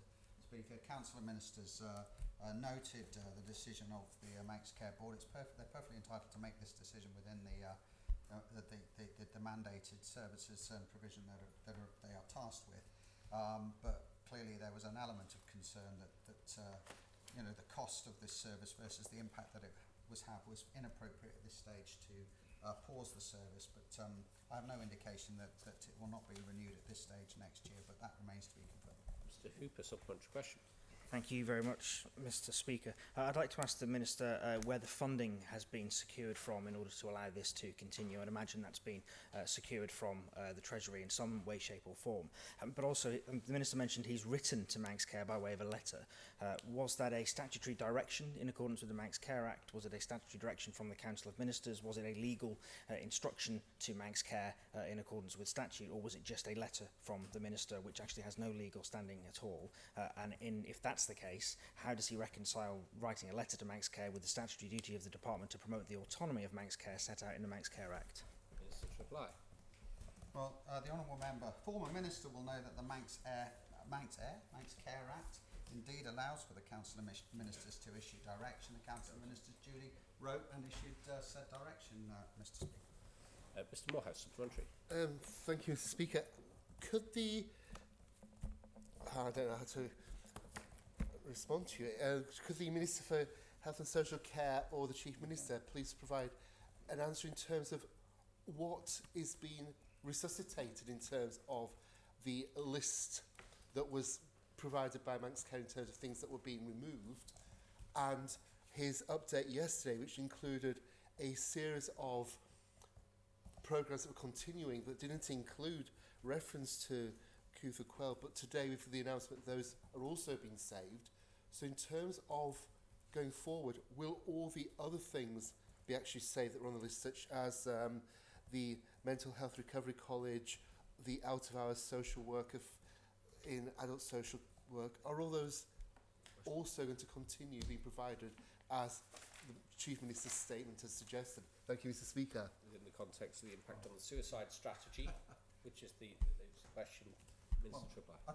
I think it's expanding far beyond suicide strategy, Mr. Speaker, with respect. I think, to be honest, you know, I think we've been perfectly clear what Council has recently announced, Mr. Speaker. I think we made that perfectly clear in the press releases and the issue to Manx Care. Final supplementary, Mr. Morehouse. Thank you, Mr. Speaker. Could the Minister please give us an indication of whether the Mental Health Recovery College and the out-of-hours social work in adult social work in social work will actually be continuing, because both are key parts of the programme to actually help with the suicide strategy, and we haven't got the clarity in terms of whether those two programmes are being continued, given that Manx Care said they were going and Comyn suggested that they weren't, potentially. Thank you, Mr. Speaker. Mr. Speaker, Council Minister was perfectly clear that Cooth and Quell was not to be ceased. The Mental Health Recovery College initiative is to be paused for 6 months, with Manx Care saying it will review the impact in the context of other mental health early intervention initiatives. Finally, final supplementary, Ms. Edge. Thank you, Mr. Speaker. I wonder if the Minister would circulate what the actual financial commitment is within the Manx Care budget for the suicide strategy. Minister to reply. So I think I believe that the financial commitment was outlined in terms of Cooth and Quell specifically, and the other services that Manx Care Board have indicated they were reflecting on and altering, but yes, I'll check on that and circulate as appropriate. Question 20, called the Honourable Member for Ramsey, Mr. Hooper. Thank you very much. Mr. Speaker, I'd like to ask the Minister for Health and Social Care what reductions in health service provision have been outlined to the Council of Ministers but are not supported by Manx Care, and whether the implementation of these reductions has the support of the Department of Health and Social Care. Again, call the Minister for Health and Social Care to reply. Mr. Speaker, at its meeting on the 31st of October, the Council of Ministers reviewed a list of savings measures and a high-level narrative from the Department of Health and Social Care regarding the possible impact of the measures that Manx Care has suggested could take them closer to budget for 24-25. The proposed measures, which would have had a direct impact on service provision to the public, were not recommending the shingles vaccine programme, closing the Ramsey Minor Injuries Unit, closing the Manx Emergency Doctors Service, closing Ward 4 and or Ward 11 at Nobles, reducing overnight ambulance provision, not transferring critically unwell patients overnight, suspending the contract with the Helicopter Medical Emergency Service, reviewing the contracts held by Manx Care with other non-statutory health and care service providers, and not providing funded patient escorts. None of these options were supported by the Manx Care Board, but were proposed as ways of closing the financial gap. The Department of Health and Social Care Board in turn considered these options on the 28th of October. It acknowledged that some of these options could be taken forward by Manx Care within the scope of its mandate, but accepted the position of the Manx Care Board that given the impact on the public, they should seek direction from the Department before implementation. The Department was unable itself to support these measures. The Department, in its own right, agreed that the full list should be remitted to the Council to seek a direction on whether some or all or none of these options should be pursued. Council resolved at its meeting on the 31st of October that given the likely impact on the public, none of the above options should be pursued to help close the 24-25 financial gap. Manx Care will be required to continue its work on existing savings measures and also identify further opportunities to make savings to achieve financial balance whilst protecting critical frontline services. Mr. Hooper, supplementary. Thank you very much, Mr. Speaker. I'd like to thank the Chief Minister for that confirmation and for the fact that it was announced in advance of this question being asked. I'd like to clarify, though, you read out that list. There was one item which was quite specifically missing from that list that I know was previously on it, which was a return to the use of shared services by Manx Care, which would be non-frontline impacting and would likely save some funding. But why was that removed from the list that was presented to the Council of Ministers? Why wasn't that approved by the Council of Ministers at its meeting on the 30th of October? Minister for Health and Social Care to reply. Because that, I think, from memory, was regarded as an ongoing matter that needed to be addressed by Manx Care, the DHSC, and in turn the mandate that was issued to Manx Care. Mr. Hooper, supplementary. Thank you very much, Mr. Speaker. Manx Care have previously stated quite publicly that they won't be able to make the savings needed to come in on budget without impacting on patient services. Given that the Council of Ministers has directed Manx Care to look elsewhere, have Manx Care actually now advised the Department or the Council of Ministers that this position has changed and that they now believe they can come in on budget without impacting on patients? Minister to reply. The situation remains ongoing. As the former Minister knows, that a significant potential overspend was declared by Manx Care. The position of the Council of Ministers is that Manx Care must make every single effort to come in on budget. The Council of Ministers has rejected their proposals to impact frontline service provision in the manner that was suggested, and we require the Manx Care Board and Manx Care Executive to continue to find efficiencies and savings where they can in order to bring them closer to achieving balance this year, accepting of course now that having rejected these significant measures that will put further pressure to find savings and efficiencies from within their current programmes, but particularly of course they've got cost improvement programmes outlined to I think a total of £11 million, and of course they have factored that into their measures as well, so we'll be expecting those cost improvement programmes to be delivered. And I think the most important thing in all this, Mr. Speaker, is that we all move to collectively work as hard as possible to redress the balance for next year, so that we can approach the budget and the operating plan and the mandate with some integrity when it is delivered in February, and that we can go into the new financial year with optimism and confidence that all sides are clear on their responsibilities, and that we have in place the support measures necessary to give Manx Care every possible opportunity to come in on the budget that's been allocated. Mr Hooper, supplementary. Thank you very much, Mr. Speaker. I'll try that one again. I appreciate the Minister's optimism and confidence, but I think, like I said, Manx Care have previously made it very clear that the only reason they had even begun to consider these these changes impacting on patients was because there were no other options available to them to close the budgetary gap in the time required. So has that position now changed? Have Manx Care now said they can come in on budget without impacting patients? And if not, is this an admission by the Council of Ministers that additional budget for Manx Care is now going to have to be required? Manx Care certainly have made that clear subsequent to the production of the mandate in the budget last year, because this House and everybody else, as far as we were concerned, the mandate was perfectly clear that the services were deliverable within the budget that had been allocated. So, we've got a slight breakdown between the budget, the mandate and the delivery of services, and it's important that we start to realign that so that we're all clear on what the actual position is, and that's what we've got to do now to try and work towards. We should not be reducing the pressure for Manx Care to deliver efficiencies and savings and effectiveness, and like any other department across government, if they find themselves in a position where they are overspending, then there's a duty and responsibility on that department to find the savings, the in-year savings, where possible, to reduce that overspend. Because ultimately, if we lose financial discipline, then the impact on our financial sustainability will be significantly impacted. And it's important that not only Manx Care but the whole of government is taking every step necessary to operate within the financial budgets that they are given. Turn to question 21, calling the Honourable Member for Albury Castanbury, Mr Morehouse. Thank you, Mr Speaker. I'd like to ask the Chair of the Manx Utilities Authority when the public consultation for the onshore wind farm was announced, and when this consultation will be completed, how the time period between these two dates was determined, and what consideration is being given to holding a public event in either Albury or Rushen. Calling the Chairman of the Manx Utilities Authority to reply. Thank you, Mr Speaker, and I thank the Honourable Member for his continued interest in the electrifying work of the MUA. Manx Utilities formally issued a press release on the 9th of October announcing the public consultation. We have reiterated on many occasions in this House and the other place, and over the months, that we would be undertaking public consultation at the end of the summer. All members of the Honourable Court will have received a copy of the press release automatically, and local MHKs advised directly out of courtesy. Advertisements on digital display screens went live on the 11th of October, alongside radio advertisements on 3 radio stations, plus advertising in the local press.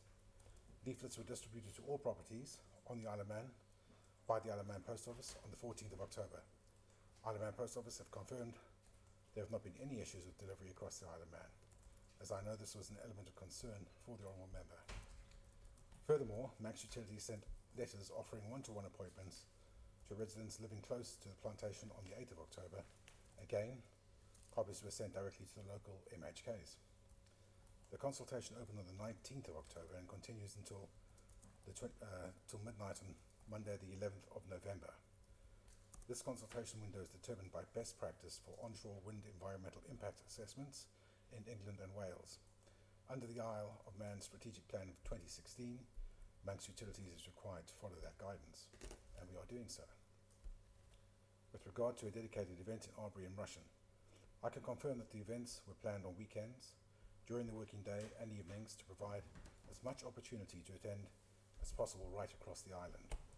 Each location was utilised twice to maximise the opportunity for people from each area to attend.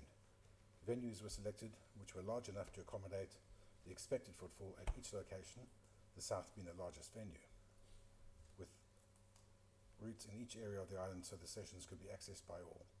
Venue selection also took account of other amenities such as adequate space for display material, welfare facilities, importantly breakout areas for anyone requiring one-to-one, and bus routes. The Cairvai onshore wind farm is being delivered for the benefit of all the residents of the Isle of Man. As such, it was important to gather views and enable all residents to see what the project could potentially look like. I would hope that all honourable members have taken the opportunity to engage with us on what is an island plan priority. Thank you, Mr. Speaker. Question, Mr. Morehouse. Thank you, Chairman, for such a detailed answer. Thank you, Mr. Speaker. The Post Office actually confirmed that there were no issues in terms of delivery. Did they provide a date when all the materials were delivered? And why was the consultation over such a short period of time with a relatively short warning at a time when many local families were away because of the overlap with the half-term holiday? Thank you, Mr. Speaker. Chairman to reply.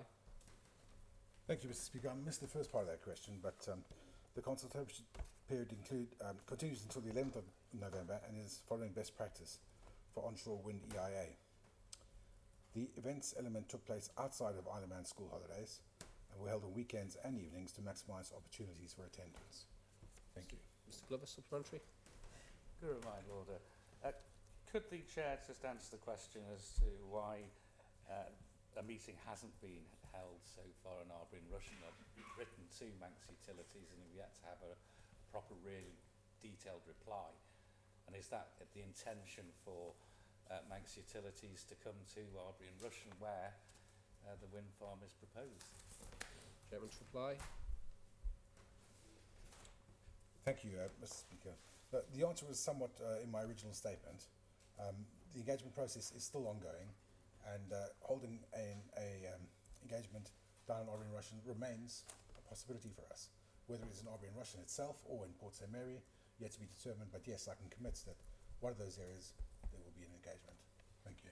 Mr. Morehouse, supplementary. Thank you, Mr. Speaker, and thank you for saying there'll be additional meetings. That's very positive. With regard to the two southern events, they both occurred in the first few days of the consultation. The first actually took place before many local people received the leaflet, and that severely limited options. What consideration was given to those not in the immediate vicinity of the development, but still within its shadow when planning this consultation? Thank you, Mr. Speaker. Chairman to reply. Thank you, Mr. Speaker. I believe southern events were booked early out of courtesy to the residents down south. If we had started elsewhere, I'm sure that would not have been looked upon as kindly as possibly it is being looked on. Again, the advertising of the event was wider than the leaflet to ensure residents were notified from a variety of advertising methods. Isle of Man Post have confirmed that there were no issues with the distribution of the leaflet, so I can only imagine that all residents have received the same. To provide some reassurance, almost 300 people attended the Castletown event, which enabled residents to speak to the designers, Wardell Armstrong, directly, as they were only available on island for a portion of the consultation. Just going back to Mr. Glover's question he asked about Arbury and Castletown, I would remind him that there were two public events on this matter in Rushen and Arbury last year. And given that the one-to-one meetings were also offered and that 9 hours were directly available, were provided, I would say that we have gone over and above the engagement for the residents down south. But as I said earlier on, it remains our commitment to extend it. Thank you. Further supplementary, Mr Morehouse. Thank you, Mr Speaker. And just returning back to the previous question, in terms of the Post Office's reassurance, did they provide a final date when all the leaflets had been delivered? Thank you, Mr Speaker. Chairman to reply. Do you know, thank you, Mr Speaker. I have absolutely no idea on that, so I will come back to him with that information. Thank you. Mr Glover, supplementary.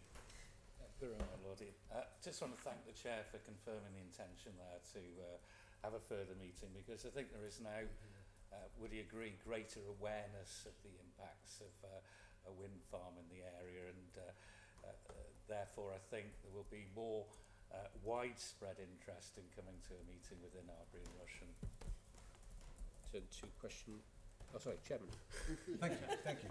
I would agree with my colleague, and I would reiterate once again that the MUA and I am very cognizant of the fact that this is a time of anxiety for people down south.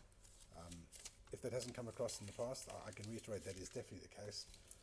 We don't take any decision lightly, but it is important that we follow this process right the way through, and we are doing that to the best of our ability. Thank you. Question 22, calling the member for Arbury Castle Hamley, Mr Morehouse. Thank you, Mr Speaker. I would like to ask the Chair of the Manx Utility Authority what investment there has been in solar energy, and if you will make a statement. Thank you. I call the Chairman of the Manx Utilities Authority to reply.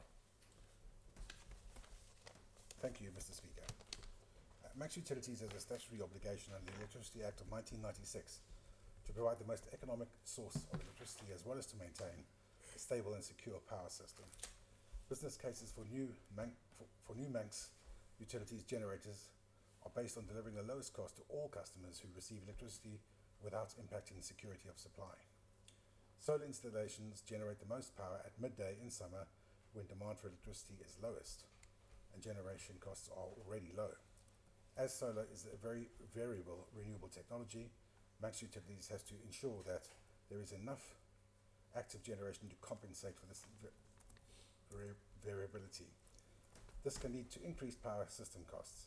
Notwithstanding this, Manx Utilities has 808 customers who utilise our self-generation tariff, and we believe that these customers have been connected to run 7 megawatts of solar capacity on the power system. We of course remember that solar power is not available at night, but some people can afford to have also installed battery storage, so that energy stored during the day can be utilised in the evening. Manx Utilities does not have the data relating to that investment in the private battery storage. Each case must be considered, but it can be difficult for Manx Utilities to justify a business case for solar projects where there is a negative impact on our customers.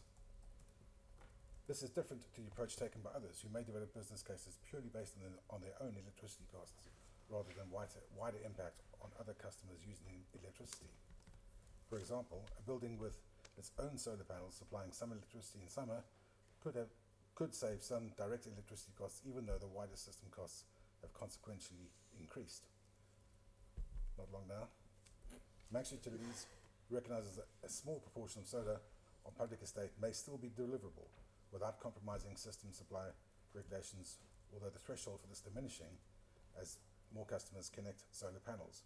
Control of costs and maintaining the integrity of the system is easier when the electricity produced supplies the power system directly, and Manx Utilities have spent considerable time over the last year ensuring that the sites being considered do offer economic benefit to all of its customers, rather than the single occupants of individual buildings alone. Other sites are being explored for delivery in 2025, and Manx Utilities is seeking approval within the February budget for those additional projects, and I thank the Treasury Minister in advance. Thank you. Thank you, Mr Speaker, and thank you, Chairman. That was a bit of a surprise. In July 2023, we had the wonderful and rather scary press announcement about the double header, wind turbines and solar power. And it wasn't until the end of the answer we got the phrase about small amounts are still deliverable on public estates. In terms of the MUA's plans, is solar now being given a very minor role? Thank you, Mr Speaker. Chairman to reply. Thank you, Mr Speaker. No, thank you. So, thank Thank you, Mr. Speaker. And I noticed the same statements at the end of that answer, but I'll be more specific. So there was the intention for 10 megawatts of solar power in places like the NSC, Nobles Hospital and the Sea Terminal by the end of 2024, 2025. Is that history, as it seems to say in the energy strategy that we're debating in a couple of weeks, which now talks about 2026? Chairman to reply. Thank you, Mr. Speaker. That's certainly the case, that we intend to get to the 10 megawatts. It might be taking longer than what we would hope, but it's certainly the case that we are progressing towards that. I know that there is a dedicated project manager on board already to develop the solar panels onto the roof of the NSC, and we are seeking 1.1 million for solar installations for next year's budget in 2025. So it might be a bit slower than what we had anticipated to begin with, such as life, but we are on the way towards it. Thank you. Supplementary, Mr. Morehouse. Thank you, Mr. Speaker. The MUA is apparently focusing on private delivery. Does that extend to private suppliers in the commercial sector? Since the announcement in July 2023, the only real thing we've seen coming from the MUA appears to be their objection to the proposal for a solar farm in the south of the island, where it was claimed it wasn't in the national interest. So we seem to be getting mixed messages. Could the Chairman please provide some clarity in terms of what's going on? Thank you. Chairman to reply. Certainly, thank you. There is now estimated to be around 7 megawatts of solar already installed behind the meter. And this is challenging the amount of large-scale solar capacity which could be connected to the system because of the implications to quality of supply. Each location needs to be considered on its own merits, and in particular network studies need to be completed before projects can be progressed. Banks Utilities will of course work with the private sector, especially as it will be the private sector that helps us deliver its own installation projects. Thank you. Mr. Thomas, supplementary. Thank you very much. My recollection was seeing pictures at the NSC and at Nobles of solar panels above the car parks there as the car parks were redeveloped. Now we have mention of some solar panels on the roof of the NSC.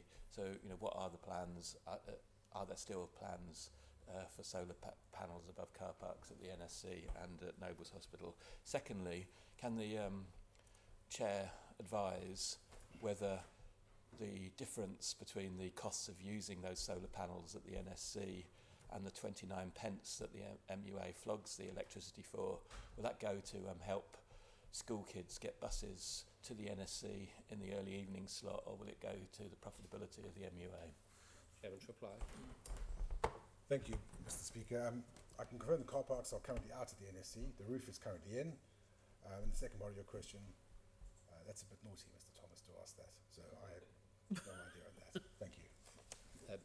Supplementary, Mr. Morehouse. Thank you, Mr. Speaker. Just returning back to the initial statement in July 2023, it was a double header, but we seem to now be focusing purely on the wind turbines. Is that because there's limited money? Is it because that's where the Chairman's interests lie? So is that now the emphasis that the MUA are focusing on? Thank you, Mr. Speaker. Chairman to reply. Thank you, Mr. Speaker. I really wish I did have the kind of sway that he's implying that I have. No, and it's very much a multifaceted drive towards renewables. It's not just turbines. That remains a big part of it, but of course it's solar as well. Thank you. Supplementary question, Mr. Glover. Through reminder, Order. Just further to the question from Mr. Thomas before, what are the proposals at Nobles Hospital and the Sea Terminal? We've got that it's moving to the roof at the NSC rather than the car park. What's happening at Nobles and the Sea Terminal? Chairman to reply. We are focusing, working on both of those things, but there's nothing tangible as such at the moment. They remain ambitions, but I would imagine at this time next year, I would very much hope that we have covered the NSC roof. That I can confirm is definitely the case. The first two items you mentioned there, yet to be done. Thank you. Yet to be worked on.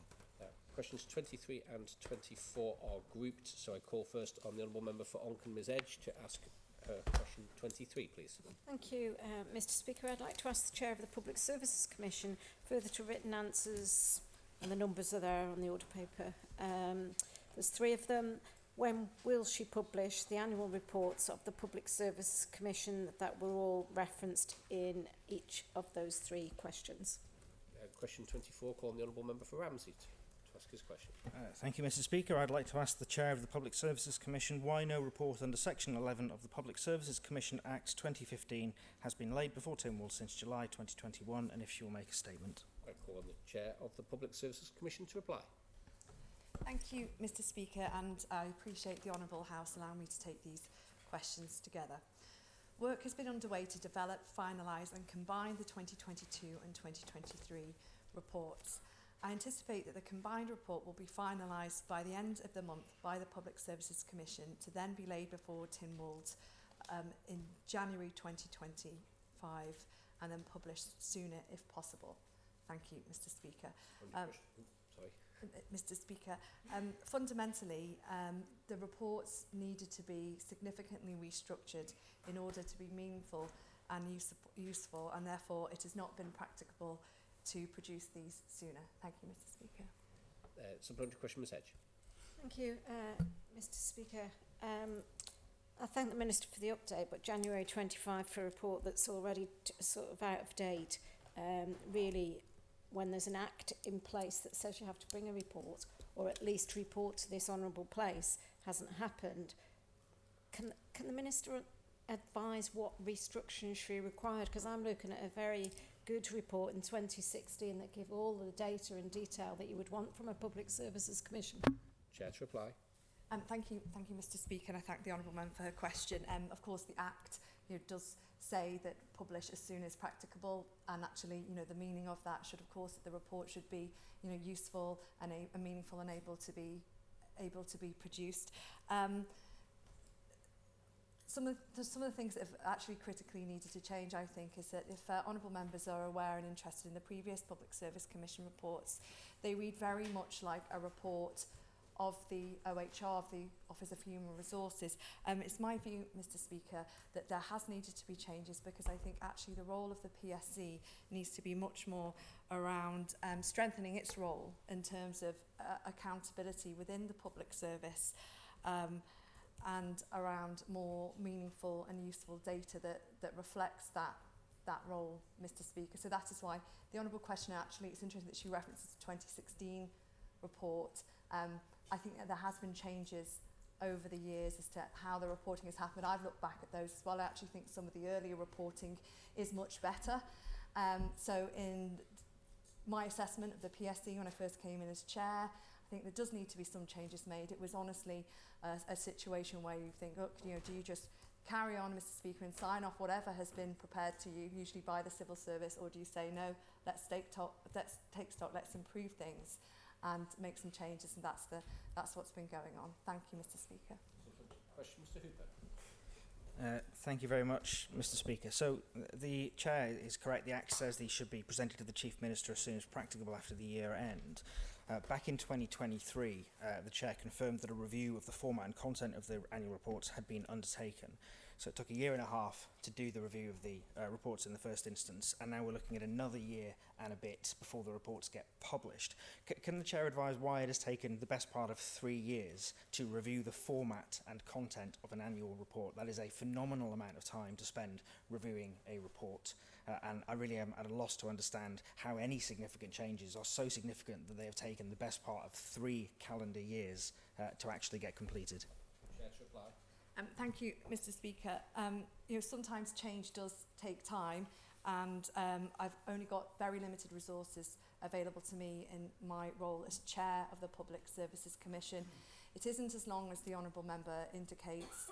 I think I was first presented with a draft report for the earlier stage, I think in early 2022. At that point, to my mind, I thought that various things needed to be changed. It's not for me just been about reformatting just the report, but actually all the changes that have been made and have needed to be made within the Commission, and it's exactly that sort of thing that I want to be able to explain to honourable members and cover off in the report, as well as bring some clarity as to the role of the Public Service Commission, and also highlight other information that relates to the civil service that is already published online. So, Mr Speaker, it's because I'm interested in doing a better job, and sometimes that takes time, so I just ask for a bit of leeway on that, and then I hope that honourable members can look at the report in that respect. If there are things that honourable members think should be covered in such reporting, based on their assessment of previous reports, I'd of course welcome to hear those within the bounds of the actual function of the Commission. Thank you, Mr Speaker. Mr Thomas. Thank you very much.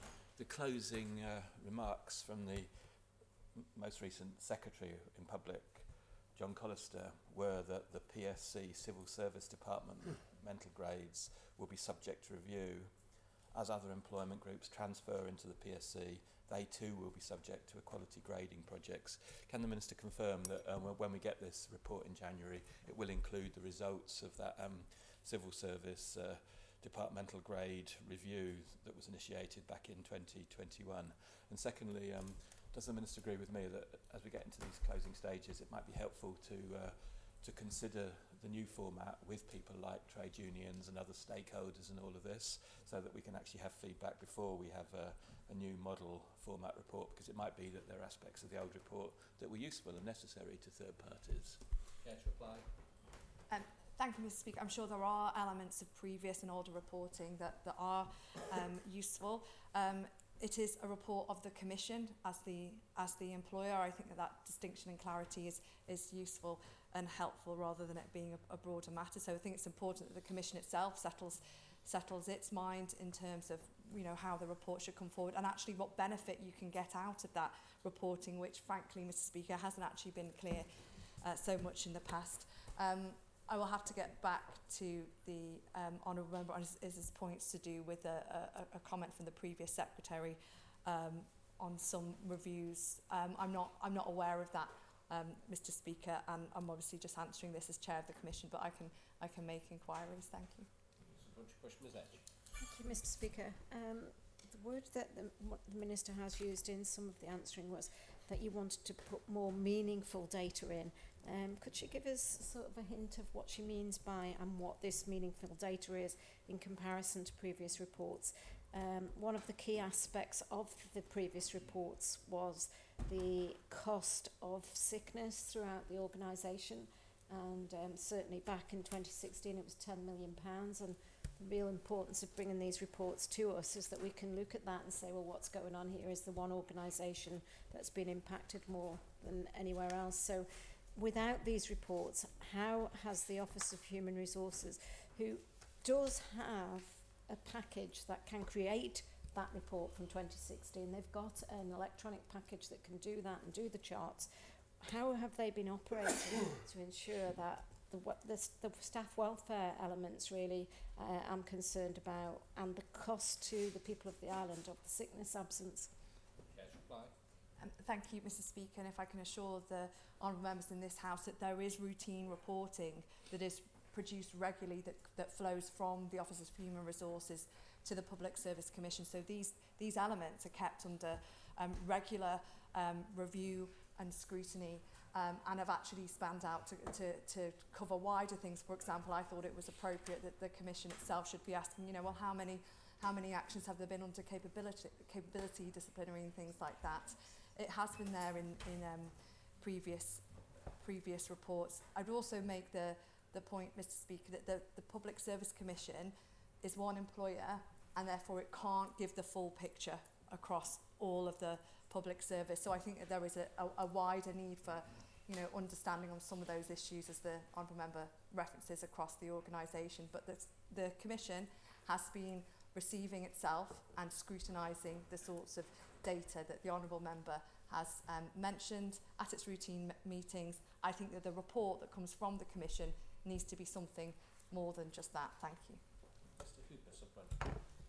Thank Thank you very much, Mr. Speaker. Again, I'm going to go back to the sheer quantity of time that has been taken here. So in 2020, the year end obviously is March, and the report was laid before Tynwald by the October. In 2021, the year end is March, the report was actually laid by July. So these things tend to be turned around pretty quickly.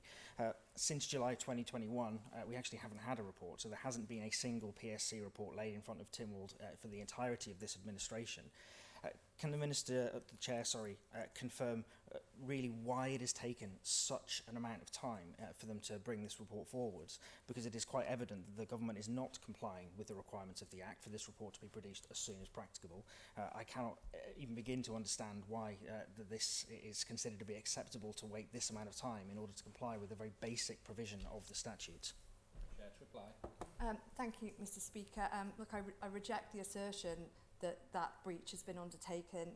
It does require for a report to be prepared as soon as practicable.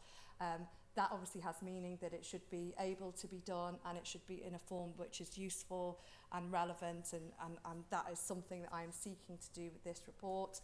I'm afraid the Honourable Questioner is rather stretching things when he indicates that they've been going on for so long. As Chair of the Commission, I obviously had to wait to get a report for further approval. Mr. Speaker, I'm just simply not the type of MHK or Chair or Minister that I'm just going to sign off whatever the civil service presents to me and go, yes, that's okay. I appreciate sometimes you need to get, more involved and try and drive a way forward, and that may take time. But I'm doing it for good reason, not just for the keeping of routine and for the box ticking. But as I said, the Commission itself has been receiving and scrutinising the various reports that comes its way, and I would really like to bring forward a fuller and more meaningful report on this matter. Thank you, Mr. Speaker. Thank you, Mr. Speaker. And I thank the Chair for saying she'd like, if there's any suggestions, could we come forward with them? Would the Chair therefore provide a copy of the routine reporting that the committee currently receives on a monthly basis? If you could circulate that just to honourable members, so then we know what we're looking at to see if there is anything missing from that, or some of the structure that you're considering. Because without that, we could be coming forward with like the sickness, and you're already going to do that, but there might just be something in there with regards to, as you've stated, to the statutory boards, but they were reported back in 2016, so I can't understand why the PSC would abrogate that responsibility now. Let's reply. Thank you, Mr. Speaker. I'm happy to provide a list to honourable members of the routine, the sort of headers of the routine reports that the Commission gets. I don't accept that there is, something that's changed, recently in the emphasis of the PSC. I've looked back, and I think that over the past few years, before my time, Mr. Speaker, the differentiation between the Public Services Commission as employer, and there ought to be a body that ought to have oversight and interest in what's happening, has become all a little bit mixed up with the role of the Office of Human Resources. And I think that part of this is needed to have distinction of those functions, because clearly the Public Service Commission should be in a role to have oversight and hold accountable those parts of the system, if you like, that it delegates its functions away from. So it's because I'm trying to actively improve things now that this is the change of tack. Thank you, Mr. Speaker. Final supplement to Mr. Beeper.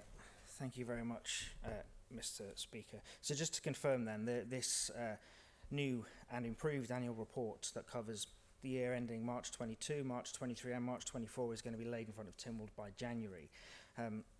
Funnily enough, that is the same commitment that was given, I think, back in 2023 to Mr. Wannenberg, where the Chair committed that the report as then would be laid before Tynwald in January 2024. There was then another commitment made that this report would be laid in response to a question from Mr. Thomas and another one from Mr. Speaker, that October 2024 would be the date we would see this report. Why does the Chair think that actually it's taken a further 12 months from her original commitment to Mr. Wannenberg to Tynwald Court that says, yes, it will be done by January 2024? Why should we believe her this time round? Mr. Speaker, I do recognise this as being a really, really important issue. It is taking my personal time and attention, and I am willingly happy to do that. The Commission, as anybody who may know who's maybe served on it, is not well resourced, and actually you are reliant in some respects on officers helping you and supporting you that you're also supposed to kind of in effect be reporting on and having oversight over. I've given my answer and I stand by that, and I do apologise that it has taken this amount of time, but I promise honourable members it is with the best of intentions. It would have been easier, Mr Speaker, for me just to sort of sign off whatever was provided and roll along with that, but actually I don't think it would have been the correct thing to do. So that's where we are. Thank you, Mr Speaker. Return to question 25, calling the Honourable Member for Douglas Central, Mr Thomas. Thank you, Mr Speaker. I would like to ask the Minister for the Treasury what the return on investment in the MV Arrow has been since September 2022 and what plans the Steam Packet has for its use. Call the Treasury Minister to reply. Thank you very much, Mr Speaker. I'd like to thank the Honourable Member for his question and bring us back to the Isle of Man Steam Packet Company. Until September 2022, the MV Arrow was chartered from Seatruck to provide full freight backup. In September 2022, the company exercised its option of first refusal to purchase the vessel for £7.8 million, following a third-party offer to owners. The primary reason for purchasing the vessel was to secure continued full freight backup for the island and to cover the risk of any delays to the delivery of the Manxman. In March 2023, the company submitted its future fleet strategy to the Department of Infrastructure. This recommended the sale of the Ben Macrae on account of her age and the likely future maintenance costs and her diminishing reliability. Arrow continued to be held under Steam Packet Company ownership, pending Manxman's full entry to operational service and a decision from the DOI as to the future of the Ben Macrae. In July 2024, the company received confirmation that the DOI did not agree to an amendment of the Sea Services Agreement to permit the sale of the Ben Macrae. The company secured various charters throughout 2023 to offset the costs of the Arrow. This resulted in a net operational cost of £416,000 for the year. During that period, Arrow provided 74 backup sailings. The net cost of operating the Arrow to September 2024 is £401,000, during which time Arrow provided 26 backup sailings.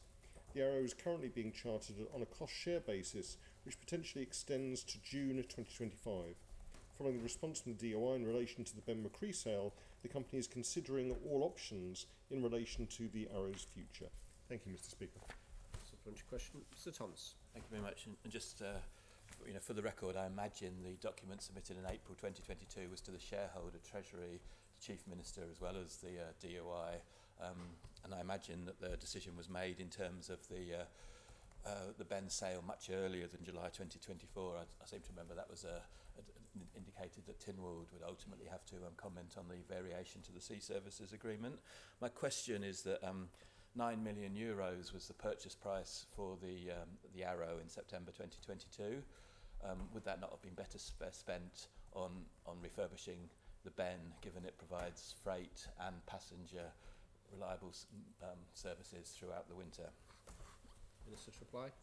Thank you very much, Mr Speaker. So to come to the question rather than the Honourable Member's imagination, the decision was made to purchase the Steam Packet. Unless you've got a point of order. Point of order, yeah. I mean, it's imagination that seems to be contrary to standing orders, which are asserting things. I asked very politely for a recollection of the events. I'm just referring to you imagine this and you imagine that, so I'm taking it as part of the debate. Thank you. I didn't mean any wrong by that, but those were statements, not a question. To answer the question, the decision was made to purchase the MV Arrow because the option came up. It is an extremely important vessel for freight backup, particularly when other vessels are unavailable, and particularly in very bad weather. And so that was a decision made by the Steam Packet Board and absolutely agreed by Treasury. Going forward now that the Ben Macrae has been retained in terms of backup both for freight and passenger services, obviously the Board are looking at the overall fleet, the cost of preserving that fleet, but also the significant revenue that can be maintained from the MV Arrow in terms of charter hire to other companies and other jurisdictions. Thank you. Further supplementary, Mr Thomas? Thank you very much. So I think can the Minister please confirm, I think the definitive decision has been made in July 2024 that the Ben Macrae will not be sold in the foreseeable future. Can the Treasury Minister confirm that as the shareholder of the Steam Packet? Secondly, I think the decision was made by the Steam Packet Board with the support of Treasury to purchase the Arrow, which doesn't carry passengers and was only graded 4 by Treasury's advisors, Braemar Technical Services, when the Ben McCree was graded 5. And that decision was made to spend €9 million on it without the Sea Services, contrary to the Sea Services Agreement. Can the Minister confirm? And thirdly, that €9 million could have been spent on refurbishing the Ben McCree, as Condor was spending that sort of money, less, in fact, much less, on keeping the Commodore Clipper and buying the Condor Islander for the future of Channel Islands ferries. Minister to reply. Thank you very much, Mr. Speaker. I thank the Honourable Member for his series of questions. Again, the retainment of the Ben McCree is specified in the current Sea Services Agreement as the backup vessel, and we've previously in this Honourable House talked about the Sea Services Agreement, the need for a review, but also I've outlined the decision by the Department of Infrastructure not to go into negotiations to alter that particular part of the contract. I'm interested in the member's assertion that the purchase of the Arrow is in some way contrary to the Sea Services Agreement, because again it was used quite extensively prior to the initiation of the Manxman. It provides a very good service in very rough weather for our freight supplies to and from the island. Going forward, certainly, I think I look forward to the Timor Committee's report in terms of the review of the Sea Services Agreement, because we currently have 4 vessels which provide lifeline services, but we need to rationalise those in terms of both the facilities they operate and also the services that they can deliver. Thank you. I'm conscious that I have a bunch of questions both from Ms Edge and Mr Thomas. I just want to check with the Minister about the Treasury Miscellaneous Provisions Bill, which will move this afternoon. Yes. So at this point, what I plan to do is suspend the sitting now. We will reconvene at 2:30, and the next item will be Ms Edge's supplementary question, followed by Mr Thomas's supplementary question on 25. Complete the question paper in accordance with the House's previous resolution, and then move on to the Treasury Miscellaneous Provisions Bill. But for now, at 1 o'clock, we will suspend the sitting and reconvene at 2:30. Thank you, honourable members.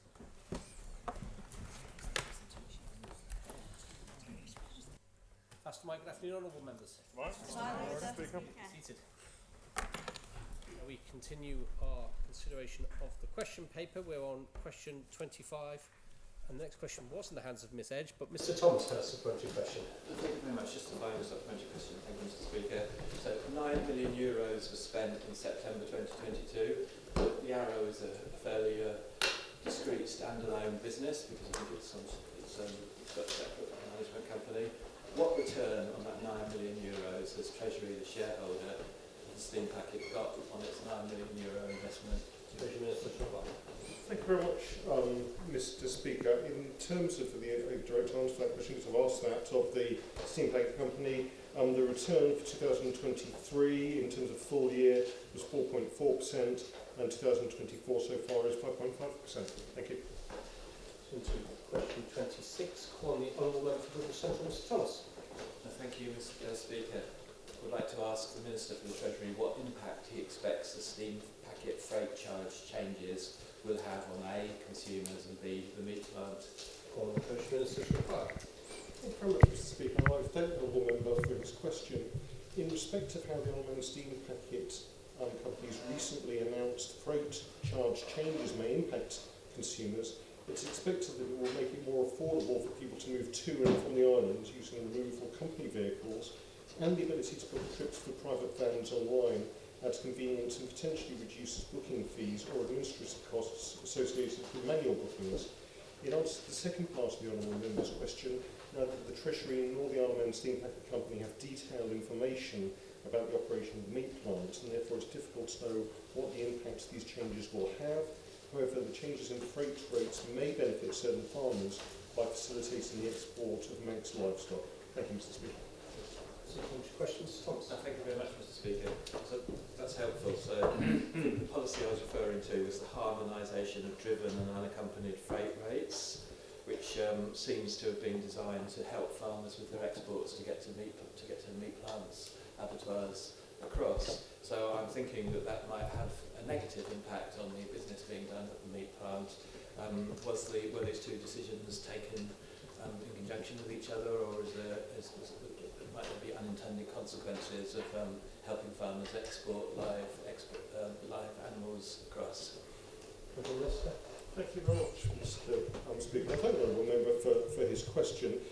There are, and I understand, a number of reasons why people export livestock, often relating to imminent payment, avoiding ongoing feed and bedding costs, and also certain farmers have premium livestock that obviously fetches a better price in the United Kingdom. I understand that these sorts of issues were considered in discussions DEFRA had with the Isle of Man Steam Packet Company on behalf of the agricultural sector. Thank you. Mr. Thomas. Thank you very much. So I don't think there are that many farmers who are involved in producing livestock and then exporting livestock, or perhaps using the meat plant. The reason I put down consumers in this question is that is one of the major planks of the strategic reset of pricing of the steam packet geared towards a particular interest group, exporting farmers, based on the DEFRA supported consultancy report, or will we see that benefit for all of us inside our shops, or in fact it might be worse, because the steam packet now is going to have to charge importers more for the stuff that we get in Marks and Spencers and Tesco's and all the other local retailers that we have. Treasury Minister. Thank you very much, Mr. Speaker.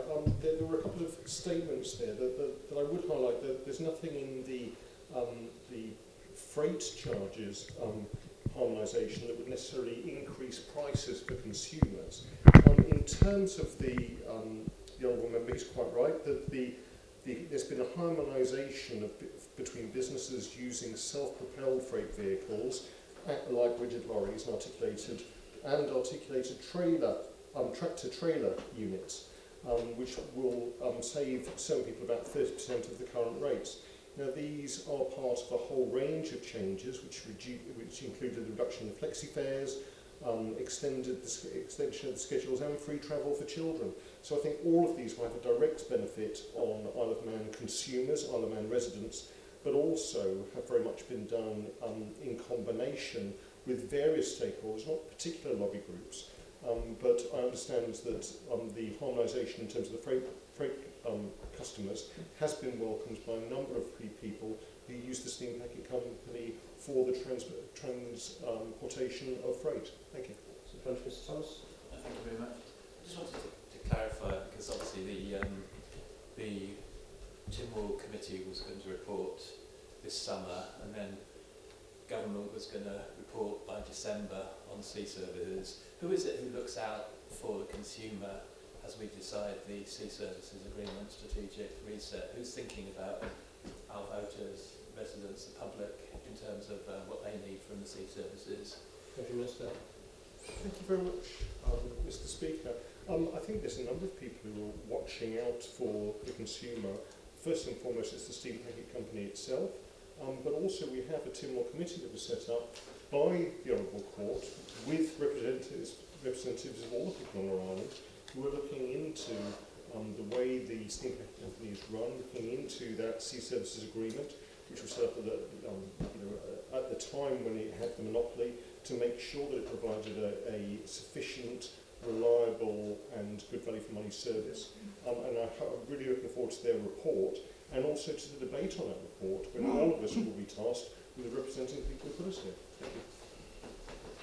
We'll just all questions for all answer. We then move on to item 2 on our order paper, bills for second reading, Treasury Miscellaneous Provisions Bill 2024, and I call on Honourable Member for Ramsey, Dr. Valentin, to move.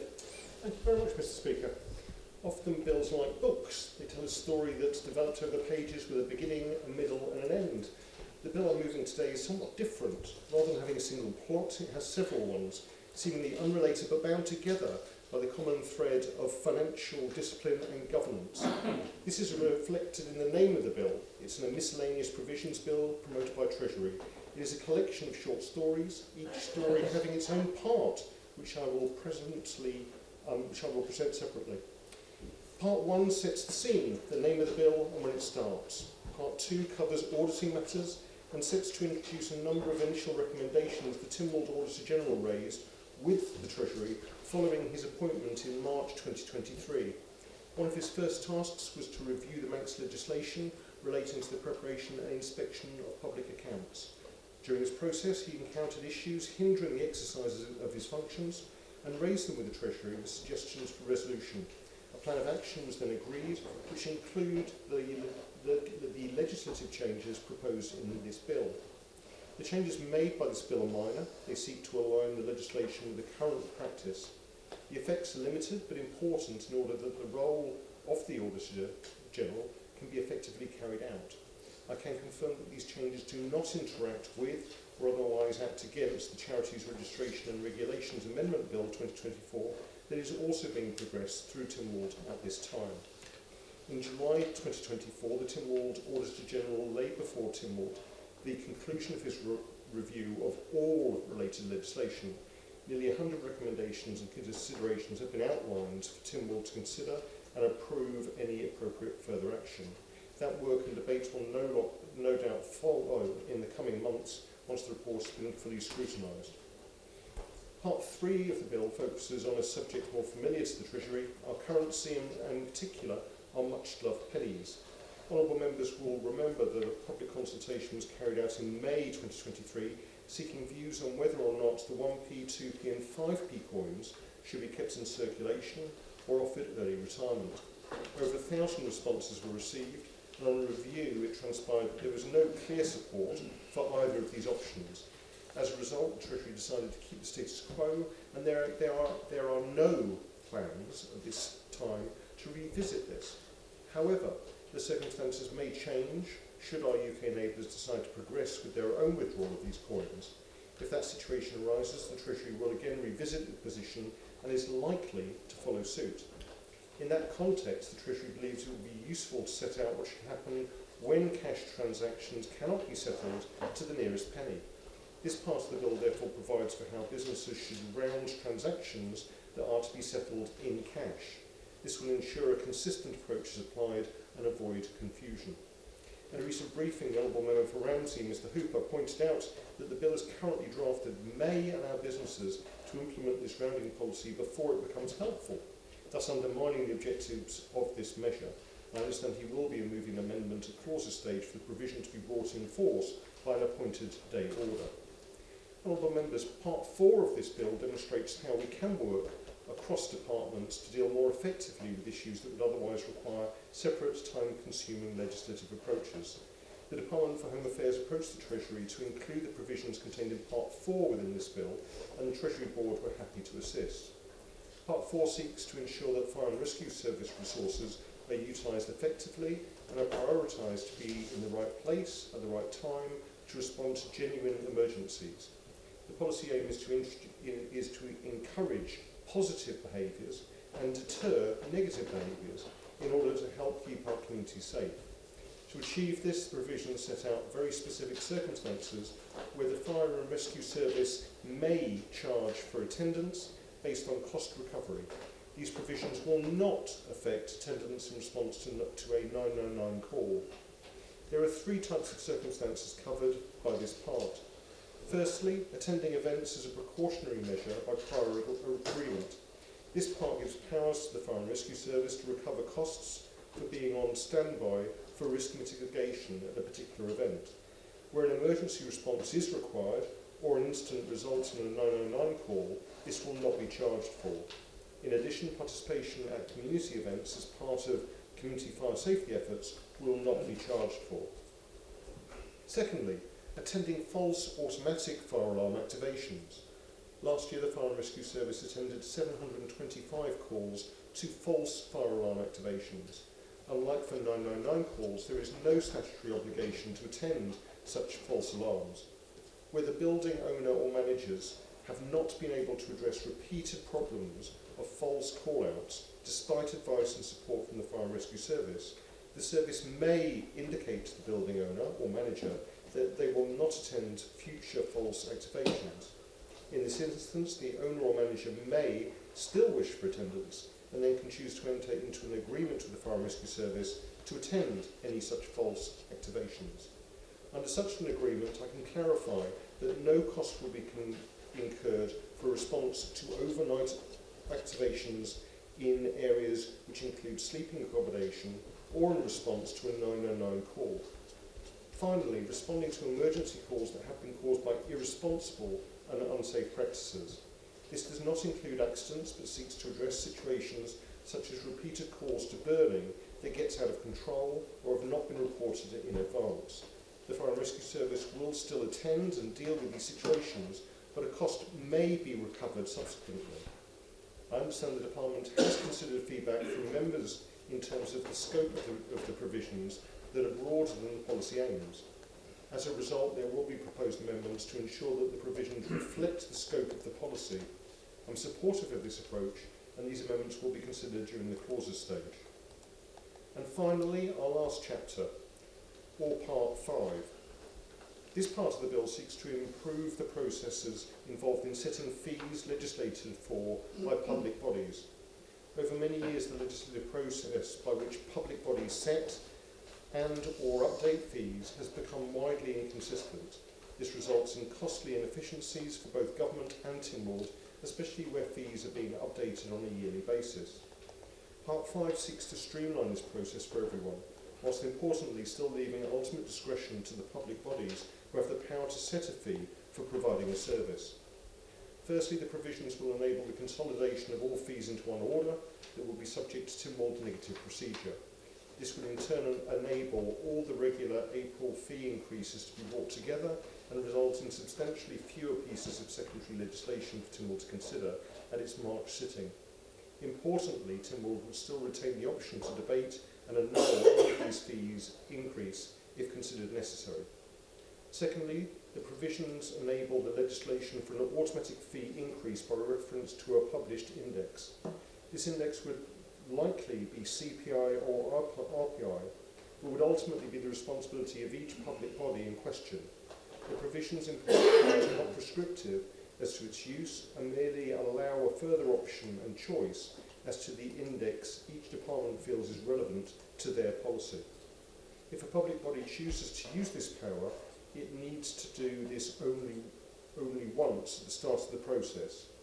For the following years, the legislation will be updated automatically without the need for further legislative processes. Importantly, this also requires the public body in question to maintain and publish its up-to-date list of fees. It must also make Tynwald aware of such updates. This would greatly facilitate the budget process, as applicable fees will be known when the Treasury prepares the Pink Book. Thirdly, when contemplating how this process could be made more efficient, the issue of consultation was considered. The provisions in Part 5, therefore, make consultation on fees more flexible, where it may previously have been dependent on individual statute. This does not mean that consultation cannot or should not be carried out where, for example, there is a new fee to be introduced or there is a departure proposed from existing structures. It does, however, allow a body not to consult if it intends to increase its fees in line with regular index-linked changes. Honourable members, I would reiterate the common intention across all the provisions in Part 5. This does not seek to be prescriptive for the setting of fees. Public bodies are instead provided with another tool to give effect to their charging policies. Whilst no one welcomes increasing fees, these are vital to raising revenue for the continued funding of public services. Public bodies will be publishing all their fees in one location for ease of access, and fees will be maintained on a regular basis. This would avoid steep increases in certain times if, through lack of resource or oversight, they remain unchanged for a number of years. The process would not only be more efficient, but more transparent as well. Honourable members, that concludes this story or stories through a sum of different parts. The common theme is seeking to work more effectively with the resources that we have. Indeed, the moral of the story is yet again financial discipline. On that note, Mr. Speaker, I beg to move that the Treasury Miscellaneous Provisions Bill 2024 be read for a second time. Call the Honourable Member for Wishing, Dr. Hayward.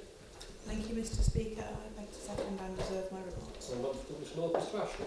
Thank you, Mr. Speaker. It was quite the tale of adventure as the Treasury Minister went through it there. I will be supporting second reading today, but if there's not changes at clauses stage, then I won't be supporting the bill at third reading. And I would just like to explain why to the Treasury Minister.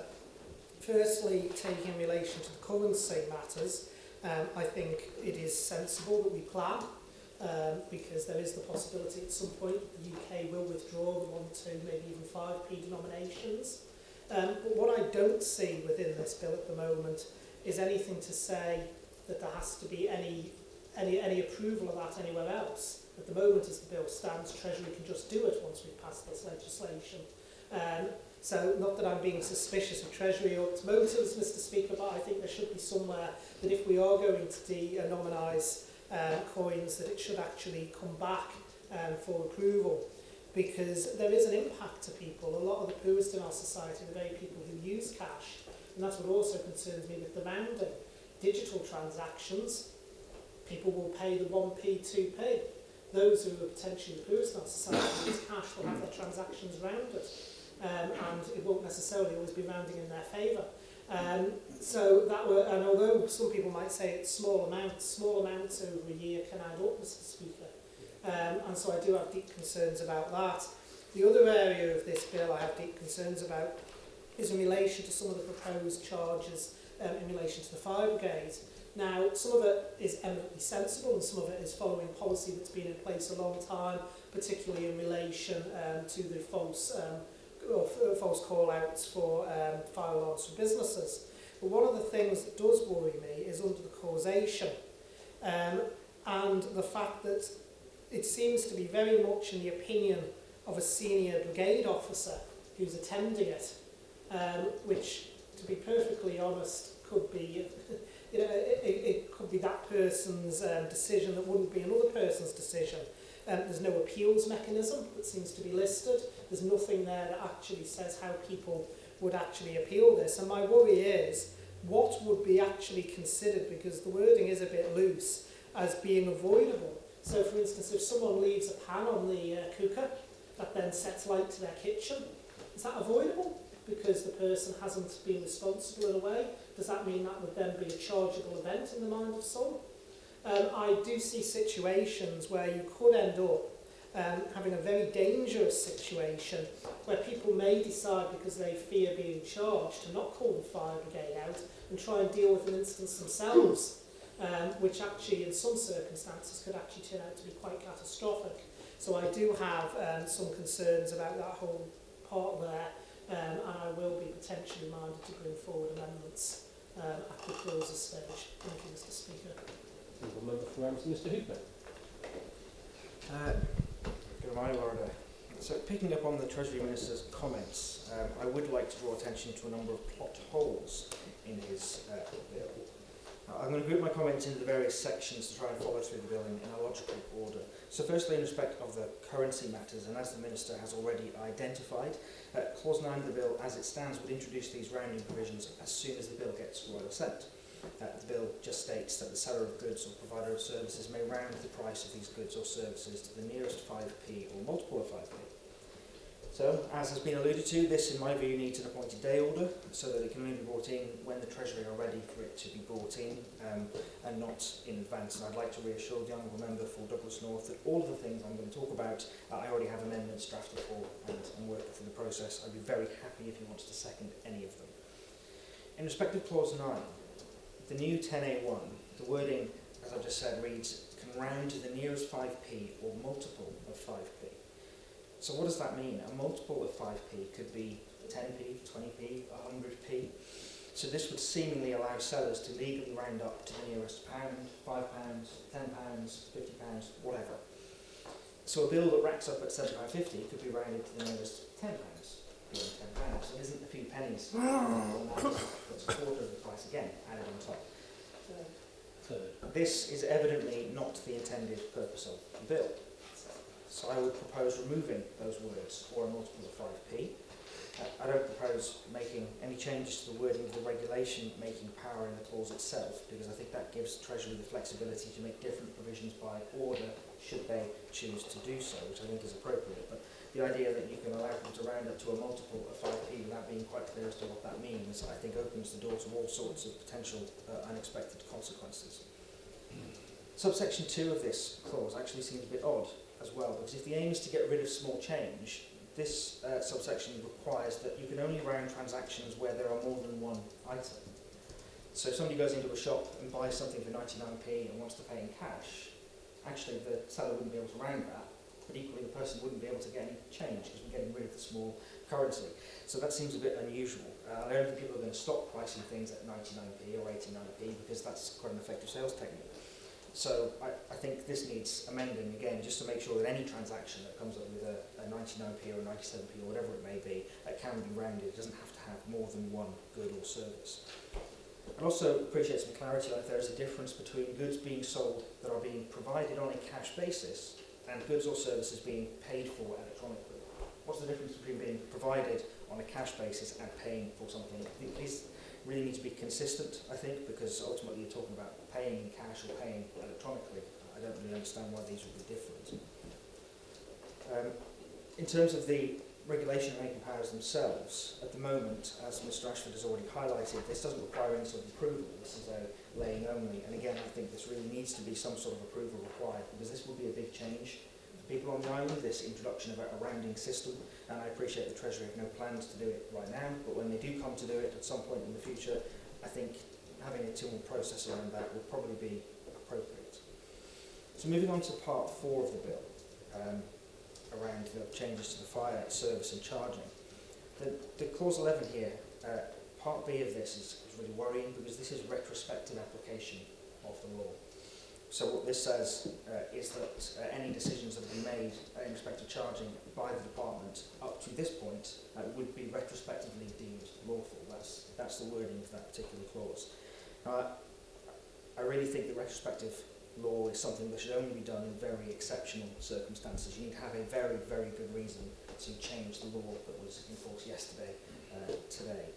So I have talked with the Minister of Home Affairs about this. I think we're in different places. I think I remain very firmly of the view that applying the law retrospectively here is not appropriate in this case. I'm not sold on the arguments that have been made. Because in effect it acts as a get-out-of-jail-free card for the department. If they have been following the law up to this point, when they've been charging people, they've got no need for this provision. They've got nothing to worry about.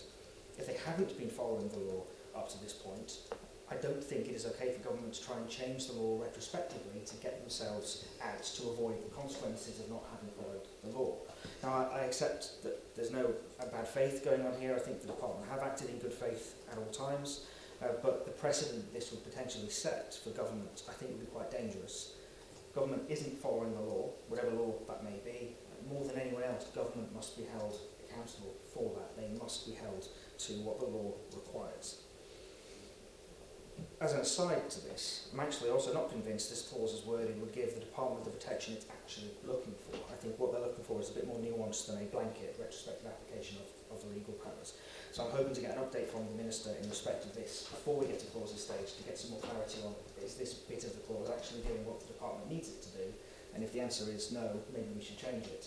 If the answer is yes, it's doing exactly what they want, I will be suggesting you remove this particular part of the bill. The new clause 13 as well has some unusual language. It says that the department can charge where P is an individual, P's spouse or civil partner, or parent, grandparent, child, grandchild, brother or sister as appropriate. This is, I think, precedent-setting legislation. I'm not aware of other instances where I can be at fault for something, but the department can charge my children or grandparents. That feels very unusual. I'm not entirely sure why that's necessary. I have again asked for an explanation, which I'm hoping that I will get before clauses stage, but at the moment I'm minded to remove that particular part of the bill because I don't think it makes any sense to try and say that somebody else should be responsible for my actions, not in this way, not simply because they happen to be related to me. I would love to pass all of my debts onto my sister. I don't think she would appreciate that very much.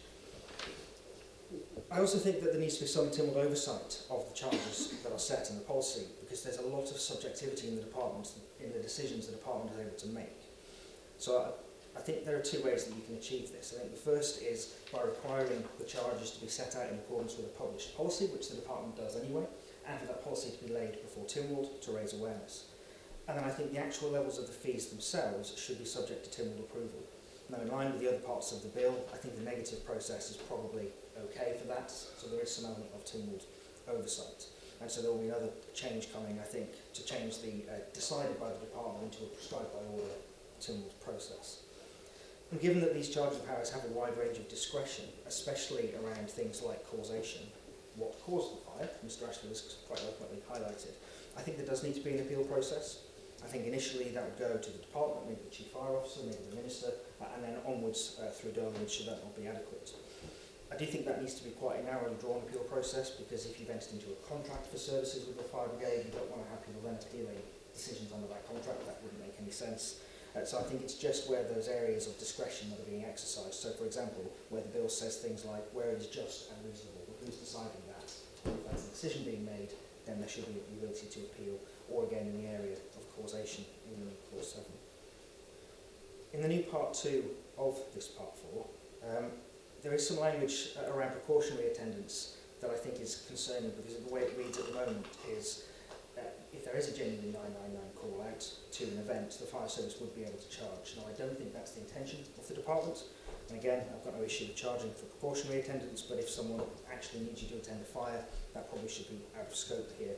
So again, some slight changes I think are needed. And in terms of the causation in Clause 7, again, very, very wide-ranging.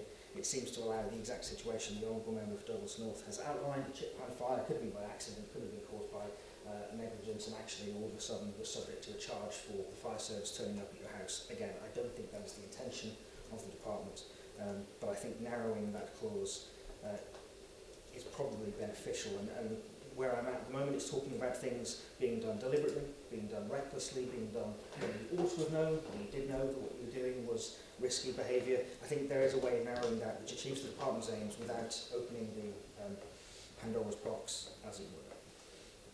And again, this area here is quite important, because this does need a lot of discretion. You can't prescribe everything in law. I think that would be a ridiculous position to take. So if there is going to be an element of discretion, this stuff needs an appeal process. Turning now to the Treasury fee provisions. Actually, I think there does need to be some timid oversight of this. So at the moment, as the Treasury Minister has outlined, the power to uplift fees is done simply by a department publishing something, laying something, and I don't think that is okay. I think there needs to be, at the outset, some form of TIML approval. So again, I think the negative process works for that. If somebody wants to say, I'm going to uplift fees by RPI, bring it to TIML, have it approved, and then you've got your fees sorted for the next 5 years. That doesn't seem particularly onerous. But where this clause, I think, gets quite interesting is because of the conversations we had here in the House this morning. Because the bill states, the power in any enactment to prescribe a fee includes the power to provide for a fee to be increased from time to time by reference to a published index, whether or not that index is produced by the person exercising the power. So this very specifically doesn't require these indices are a statutory concept. There's no requirement that these indices are set by law, only that they're published. So the clause doesn't set out a list of acceptable indices. It does give a few examples like CPI and RPI. It doesn't specify if these are Manx or UK or whatever they may be. So it's very clear that the clause would allow a department to use any index they chose when they make themselves, for example, when they're found online, anything provided that it's public. But the explicit references to CPI and RPI are quite interesting, as they are both calculated by reference to a basket of goods, just like the living wage. So this morning the Treasury Minister said you can't actually use the living wage as a benchmark in the legislation because it's not a statutory concept and it's calculated by reference to a basket of goods. Well, we now have a bill from the Treasury that says you can do exactly that. You can reference an index that is not a statutory index, that is calculated by reference to a basket of goods, and you can use that to uplift your fees. So I'd like to know which is it. It's okay to do this when you're charging people fees, but it's not possible when it comes to ensuring benefits are linked to the living wage or people are earning the living wage. Those two don't stack up. So either it's perfectly fine to reference something set by regulations to a non-statutory calculation or a non-statutory index, or it isn't okay. So either Treasury can do it for this and for the living wage, or they can't, and in which case this clause would need to be almost entirely rewritten to take account of the fact that the Treasury say that you can't make references to non-statutory concepts and non-statutory indices.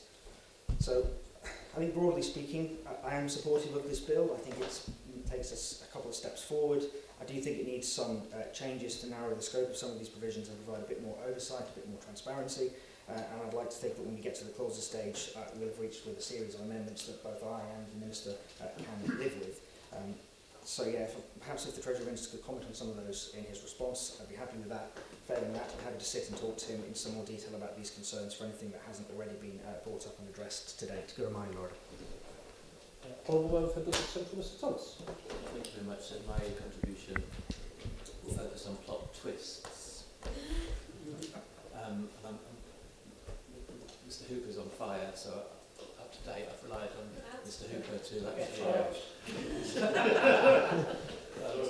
Only if we call them out. He's been in charge to draft amendments, but perfectly willing to accept any offer to go and have a reasonable dialogue with Treasury officers if any amendments would be helpful. So for the first plot twist, I'm delighted that in part 2, in terms of the Auditor General, I'm delighted that the Treasury officers and the Cabinet Office and the AG's officers all took up the invitation to all talk to each other to make sure that there's no contradictions between the two bills that are going through at the moment. I thank the Treasury Minister for reporting that there aren't, and they're all consistent, even though the bills are going through together. The twist in part 3, I think is quite interesting. So, and it gets even more interesting when we talk about perhaps the UK doing something first. Of course, for coins, we don't have the UK. We have Scotland, Northern Ireland, England, and as far as I read the Currency Act of the Isle of Man, legal tender in the Isle of Man is either coins that may be issued by the Isle of Man government through the Treasury, or it's coins that have been issued in other parts of the United Kingdom. So, as I understand it, Scottish and Welsh and English coins are legal tender in the Isle of Man. In actual fact, the Isle of Man government's only got the power. It may issue coins and notes. So therefore, I think we've got into a quite interesting area, because we're not actually talking about taking away changing what's legal tender in the Isle of Man. We're just talking about whether or not we might do something in terms of our issuance, which we only may do. We could one day decide we're not going to have any more Isle of Man currency. So that's something that I think is quite worth thinking about, because we could still have, if the English and the Welsh don't eliminate coins earlier than we do, we could still have people expecting to use other coins from other parts of these places inside our country as legal tender. And the second twist on this is, I thought it was quite interesting for some senior people to discover that there's an Isle of Man bank contract for notes and a separate contract for coins. I think there's more than one contract for coins. So I do think we need to go back to the very basis of the Currency Act, because I think those contracts are not actually in law in themselves. I think it's the government that's got the ability to create legal tender. It's not actually the Isle of Man Bank, as far as I can see it from the Currency Act itself. So I do think there's a bit more plot twists to work out exactly what we imagine might happen to make sure we're doing it properly. In terms of part 4 about the fire services, I just wanted to make a very simple